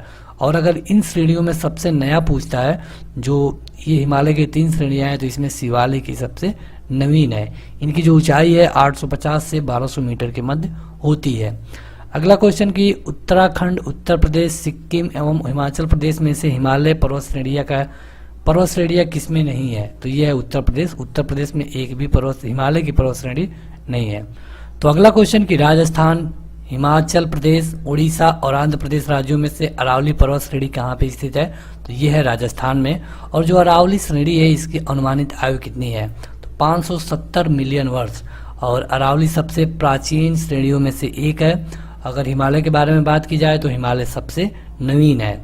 रेडी ड्यूज पर्वत का उदाहरण किसका है? तो यह है अरावली का। दक्षिण भारत की सबसे ऊंची चोटी कौन है? तो यह है अन्नाई मुड़ी। और भारतीय प्रायद्वीप की सबसे ऊंची चोटी कौन है? तो ये भी है अन्नाई मुड़ी। अगला क्वेश्चन है कश्मीर घाटी कहाँ पे स्थित है? तो यह है बृहद हिमालय और पीर पंजाल श्रेणियों के मध्य में। अक्साई चीन का भाग कौन सा है? यह लद्दाख पठार, जो कि पहले इंडिया का भाग था और इसे चीन ने हथिया लिया, इसीलिए अब इसे अक्साई चीन कहा जाता है। अगला क्वेश्चन कि पश्चिमी हिमालय संसाधन प्रदेश के प्रमुख संसाधन है। तो जो पश्चिमी हिमालय है वहाँ पे अधिकतर मात्रा में वन पाया जाता है। ग्रेट हिमालय की ऊंचाई कितनी है? तो ये है 8,850 मीटर और इसे 8,848 मीटर से भी मतलब जाना जाता है। अगला क्वेश्चन कि हिमालय का पर्वतची है? तो मध्य हिमालय। अगला क्वेश्चन भारत में सबसे प्राचीन पर्वत श्रृंखला है? तो अरावली। अगर सबसे नवीन पूछा जाएगा तो हिमालय। ये क्वेश्चन हम कई बार आपको रिपीट करा चुके ताकि ये क्वेश्चन कई बार परीक्षाओं में आता है तो आप गड़बड़ ना कर सके। अगला क्वेश्चन कि हिमालय में पूर्व से पश्चिम की ओर पर्वत श्रेणियों का सही क्रम बताइए। अब पूर्व से पश्चिम की तरफ बताना है तो कंचनजंगा, एवरेस्ट, अन्नपूर्णा और धौलागिरी। अगला क्वेश्चन कि पूर्वी हिमालय की तुलना में ट्री लाइन की ऊंचाई कितनी होती है? तो ये उसकी तुलना में कम है। और हिमालय की पहाड़ी श्रृंखला में ऊंचाई के साथ साथ किन कारणों से वनस्पति परिवर्तन आता है? तो आप देखेंगे कि हिमालय में जितनी ऊंचाई बढ़ती जाती है वहाँ पे कई वनस्पतिक परिवर्तन आते हैं। तो क्या परिवर्तन होता है? तो तापमान में गिरावट होती जाएगी, वर्षा में बदलाव होगा और जो मिट्टी होगी मिट्टी जो होगी वो उपजाऊ कम होती जाएगी। अगला क्वेश्चन की उत्पत्ति की दृष्टि से सबसे नवीनतम पर्वत श्रेणी कौन सी है? तो ये है पटकाई श्रेणियां और ये किसकी है? तो हिमालय की। अगला क्वेश्चन कि नागालैंड, त्रिपुरा, मणिपुर एवं मिजोरम राज्यों में से पटकाई पहाड़ियों में से संलग्न नहीं है? तो ये है त्रिपुरा। माउंट एवरेस्ट स्थित है, मतलब कि जो माउंट एवरेस्ट है जिसकी ऊंचाई 8,848 मीटर है, ये कहाँ पे स्थित है, कौन से देश में? तो ये है नेपाल में। अगला क्वेश्चन कि सबसे ऊंचा पर्वत शिखर कौन सा है? तो ये है माउंट एवरेस्ट। और देखिए यहाँ पे अगर ये पूछा जाए आपसे कि जो हमारे यहाँ जो सबसे नवीन पर्वत है ये कौन सा है, नवीन पर्वत मतलब कि नया पर्वत, तो ये होगा माउंट एवरेस्ट। अगर पूछा जाए कि सबसे पुराना पर्वत यहाँ पे कौन सा है तो हो जाएगा अरावली। ये क्वेश्चन कई बार पूछा जा चुका है इसलिए हम आपको बता दे रहे हैं। अगला क्वेश्चन कि प्रथम भारतीय नारी जो एवरेस्ट शिखर पे चढ़ने में सफल हुई, पहली भारतीय महिला जो कि एवरेस्ट शिखर मतलब कि माउंट एवरेस्ट पे, तो ये है बछेंद्री पाल। अगला क्वेश्चन कि माउंट एवरेस्ट पे चढ़ने वाली पहली महिला कौन है? तो ये है जुंको ताबोई। देखिए अगर आपसे पूछा जाएगा कि माउंट एवरेस्ट पे चढ़ने वाली पहली महिला तो जुंको ताबोई है, और अगर पूछा जाता है कि भारतीय पहली महिला तो ये है बछेंद्री पाल। अगला क्वेश्चन कि 2 बार माउंट एवरेस्ट पर विजय प्राप्त करने वाली महिला पर्वतारोही कौन है, मतलब कि चढ़ने वाली, और कितने बार? तो 2 बार। तो ये है संतोष यादव और ये भी एक महिला है। अगला क्वेश्चन कि एवरेस्ट पे चढ़ने वाली दूसरी भारतीय महिला कौन है? तो अगर ये पूछा जाता है कि दूसरी भारतीय महिला, क्योंकि अभी आपने देखा कि जो पहली भारतीय महिला है वो कौन है, तो बछेंद्री पाल, और दूसरी भारतीय महिला कौन है? तो संतोष यादव। लेकिन अगर ये पूछा जाता है कि 2 बार चढ़ने वाली पहली भारतीय महिला, तो भी संतोष यादव होंगे। मतलब कि ये 2 बार चढ़ने वाली है, लेकिन अगर इस तरह क्रम में बात करें तो ये दूसरी बार चढ़ने वाली है भारत की तरफ से। अगला क्वेश्चन कि भारत की सर्वोच्च पर्वत शिखर चोटी कौन सी है? तो अभी आपने देखा कि जो माउंट एवरेस्ट है ये तो नेपाल में है, लेकिन भारत की सर्वोच्च पर्वत चोटी कौन सी है? K2 Godwin Austen. अगला क्वेश्चन कि हिमालय की ऊंची चोटी कंचनजंगा कहाँ पे स्थित है? तो यह नेपाल और सिक्किम में है। अगला क्वेश्चन कि नंदा देवी चोटी, तो जो नंदा देवी चोटी है यह गढ़वाल हिमालय का एक भाग है, और नंदा देवी शिखर कहाँ पे है? तो उत्तराखंड में है। आगे बढ़े तो अगला क्वेश्चन है कि कार्डामम पहाड़ी या फिर जिन राज्यों की सीमाओं पर स्थित है वह है, जो कार्डारम पहाड़ी है कौन सी राज्यों की सीमाओं पर स्थित है? तो ये है केरल तथा तमिलनाडु में। और सेवराय पहाड़ियाँ कहाँ पे पाई जाती हैं? सेवराय, तो ये पाई जाती हैं तमिलनाडु में। अगला क्वेश्चन की बालाघाट श्रेणी, हरिश्चंद्र श्रेणी, मांडव पहाड़ी तथा सतलामा पहाड़ियों में से महाराष्ट्र में स्थित नहीं है कौन? यहाँ पे देखिए ये ऑप्शन है आपके लिए, बालाघाट, हरिश्चंद्र, मांडव तथा सतमाला। तो इनमें से जो मांडव पहाड़ियाँ हैं ये वहाँ पे महाराष्ट्र में नहीं है। अगला क्वेश्चन कि महादेव की पहाड़ियाँ कहाँ पे है, किसकी भाग है? जो महादेव की पहाड़ियाँ हैं तो ये है सतपुड़ा पर्वत श्रेणी का एक पार्ट है। अगला क्वेश्चन कि धूपगढ़ चोटी कहाँ पे स्थित है? तो ये सतपुड़ा रेंज में है धूपगढ़ चोटी। तो अगला क्वेश्चन कि भारतीय समुद्र शास्त्रियों ने अरब सागर के तल में मुंबई से पश्चिम दक्षिण पश्चिम में लगभग 455 किलोमीटर दूर एक नए 1505 मीटर ऊंचे पर्वत की खोज की है। इस पर्वत का क्या नाम रखा गया है? मतलब कि इसकी खोज कहाँ पे हुई है, तो मुंबई से पश्चिम दक्षिण में लगभग 455 किलोमीटर दूर, और कितना ऊंचा है, तो 1505 मीटर ऊंचा है। इस पर्वत का क्या नाम रखा गया है, तो इसका नाम रखा गया है रमन सागर पर्वत। कितना ऊंचा है, तो 1505 मीटर। अगला क्वेश्चन कि अरावली, सतपुड़ा, अजंता और सह्याद्री पर्वत श्रेणियों में से वह जो केवल एक ही राज्य में स्थित है वो कौन सा है। इनमें से कौन केवल एक ही राज्य में स्थित है, तो ये है अजंता एवं एलोरा की पर्वत श्रेणियाँ जो है ये केवल महाराष्ट्र में है। बाकी को आप देखेंगे तो जो अरावली है ये भी कई स्टेटों में फैली हुई है। अगला क्वेश्चन कि महाराष्ट्र, कर्नाटक एवं गोवा में पश्चिमी घाट को क्या कहा जाता है। जो महाराष्ट्र है या फिर कर्नाटक, गोवा है, इसके पश्चिमी घाट को क्या कहा जाता है, तो इसे कहा जाता है सह्याद्री। अगला क्वेश्चन कि पहाड़ियों का दक्षिण से उत्तर की ओर बढ़ते हुए सही क्रम बताइए। दक्षिण से उत्तर की तरफ, तो यह है सतमाला, पीर पंजाल, नागा और कैमूर पहाड़ियाँ। ये सारे क्वेश्चन आपके परीक्षा में पूछे जा चुके हैं। आप इसका पीडीएफ भी डाउनलोड कर पाएंगे और लिंक आपको इसी वीडियो के डिस्क्रिप्शन में मिलेगा। अगला क्वेश्चन है कि गुरु शिखर पर्वत चोटी कहाँ पे स्थित है। गुरु शिखर पर्वत चोटी, तो ये है राजस्थान में। कई बार ये क्वेश्चन पूछा जा चुका है। और अरावली का उच्चतम शिखर कौन सा है, तो ये है गुरु शिखर। देखिए अरावली को अगर आपसे ये पूछा जाता है कि सबसे पुराना पर्वत कौन है, तो अरावली, लेकिन अरावली का जो उच्चतम शिखर कौन सा है, तो ये है गुरु शिखर। गुरु शिखर है कहाँ, तो ये है राजस्थान में। अगला क्वेश्चन कि हिमालय की चोटियों का पूर्व से पश्चिम के दिशा में क्रम कौन कौन सा है। पूर्व से पश्चिम, तो ये है नमचा बरवा, कंचनजंगा, माउंट एवरेस्ट और नंदा देवी। नंदा देवी को अभी आपने देखा कहाँ पे है, तो यूके में, मतलब कि उत्तराखंड में। अगला क्वेश्चन कि गोसाई थान, कामेट, नंदा देवी और त्रिशूल पर्वत शिखरों में से भारत में स्थित पर्वत शिखर कौन नहीं है, तो ये है गोसाई नाथ। अगला क्वेश्चन है कुल्लू घाटी जिन पर्वत श्रेणी के बीच अवस्थित है, कहाँ पे, किनके बीच में है। जो कुल्लू घाटी है तो ये धौलाधार तथा पीर पंजाल की जो पर्वत श्रेणियाँ हैं उनके बीच में है। और नेलांग घाटी कहाँ पे स्थित है, तो ये है उत्तराखंड में। मरखा घाटी कहाँ पे स्थित है, तो जम्मू एंड कश्मीर में। जूकू घाटी कहाँ पे स्थित है, तो नागालैंड में। और सांगला घाटी कहाँ पे स्थित है, तो हिमाचल प्रदेश में। सारे वन लाइनर क्वेश्चन है और इनमें कोई ट्रिक नहीं बन सकता, आपको याद ही करना पड़ेगा। तो अगर आपको ये वीडियो पसंद आ रही है तो आप इसे लाइक कर सकते हैं। पीडीएफ जरूर डाउनलोड करिए, लिंक डिस्क्रिप्शन में दिया जा चुका है। अगला क्वेश्चन है कि युथांग घाटी कहाँ पे अवस्थित है। युथांग घाटी, तो यह है सिक्किम में। पाल घाट कहाँ पे स्थित है, तो यह है नीलगिरी तथा अन्नामलाई पहाड़ियों के बीच में। भोर घाट कहाँ पे स्थित है, तो यह है महाराष्ट्र में। और लिपू लेक दर्रा कहाँ पे है, तो यह है उत्तराखंड में। उत्तराखंड में एक पार्क भी है जो कई बार पूछा जाता है, यह है राजाजी पार्क। अगला क्वेश्चन कि ले जाने का रास्ता कहाँ से है, तो जोजिला दर्रे से। और नाथुला दर्रा कहाँ पे स्थित है, तो सिक्किम में। ये क्वेश्चन कई बार पूछा जा चुका है। भारत और श्रीलंका के मध्य स्थित द्वीप कौन सा है, तो यह है रामेश्वरम। और भारत और श्रीलंका के बीच जो सीमा है उसे हम पर्ल स्टेट कहते हैं। पाक जल डमरू मध्य कहते हैं। भारत और जो श्रीलंका है इसके बीच की जो सीमा है।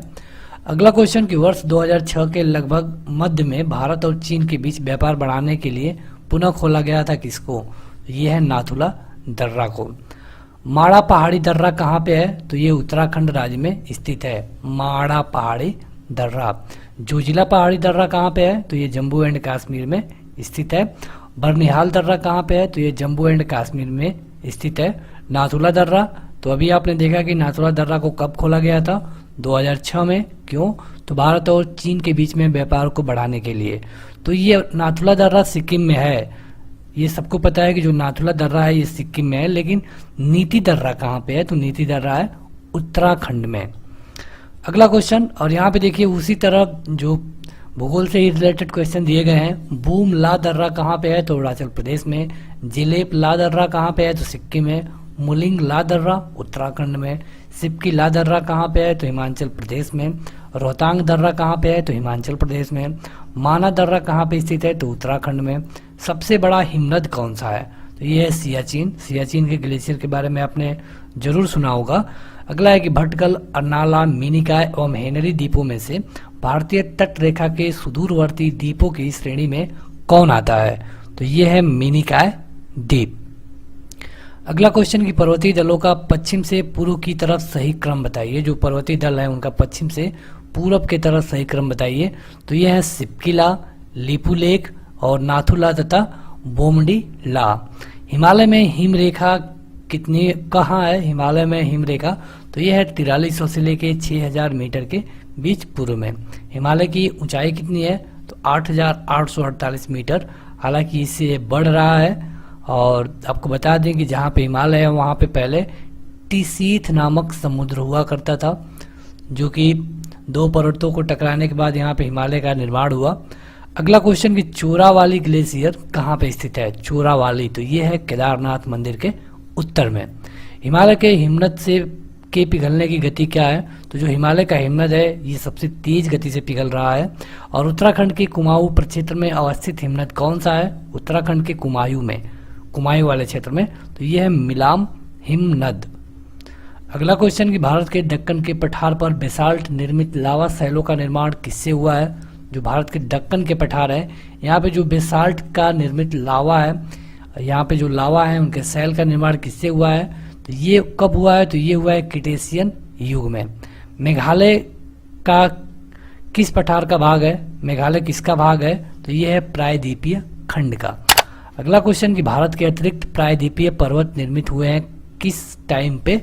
भारत के अतिरिक्त तो ये है पैलियोजक महाकल्प में। अगला क्वेश्चन कि छोटा नागपुर पठार का सबसे अधिक घना बसा जिला धनबाद है।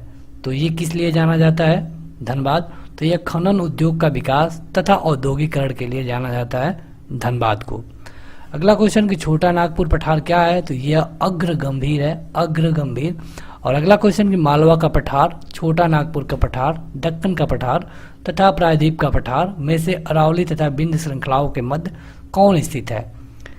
इनमें से मतलब ऑप्शन 1, 2, 3 तथा 4 इनमें से कौन अरावली तथा बिंद श्रृंखलाओं के बीच में है?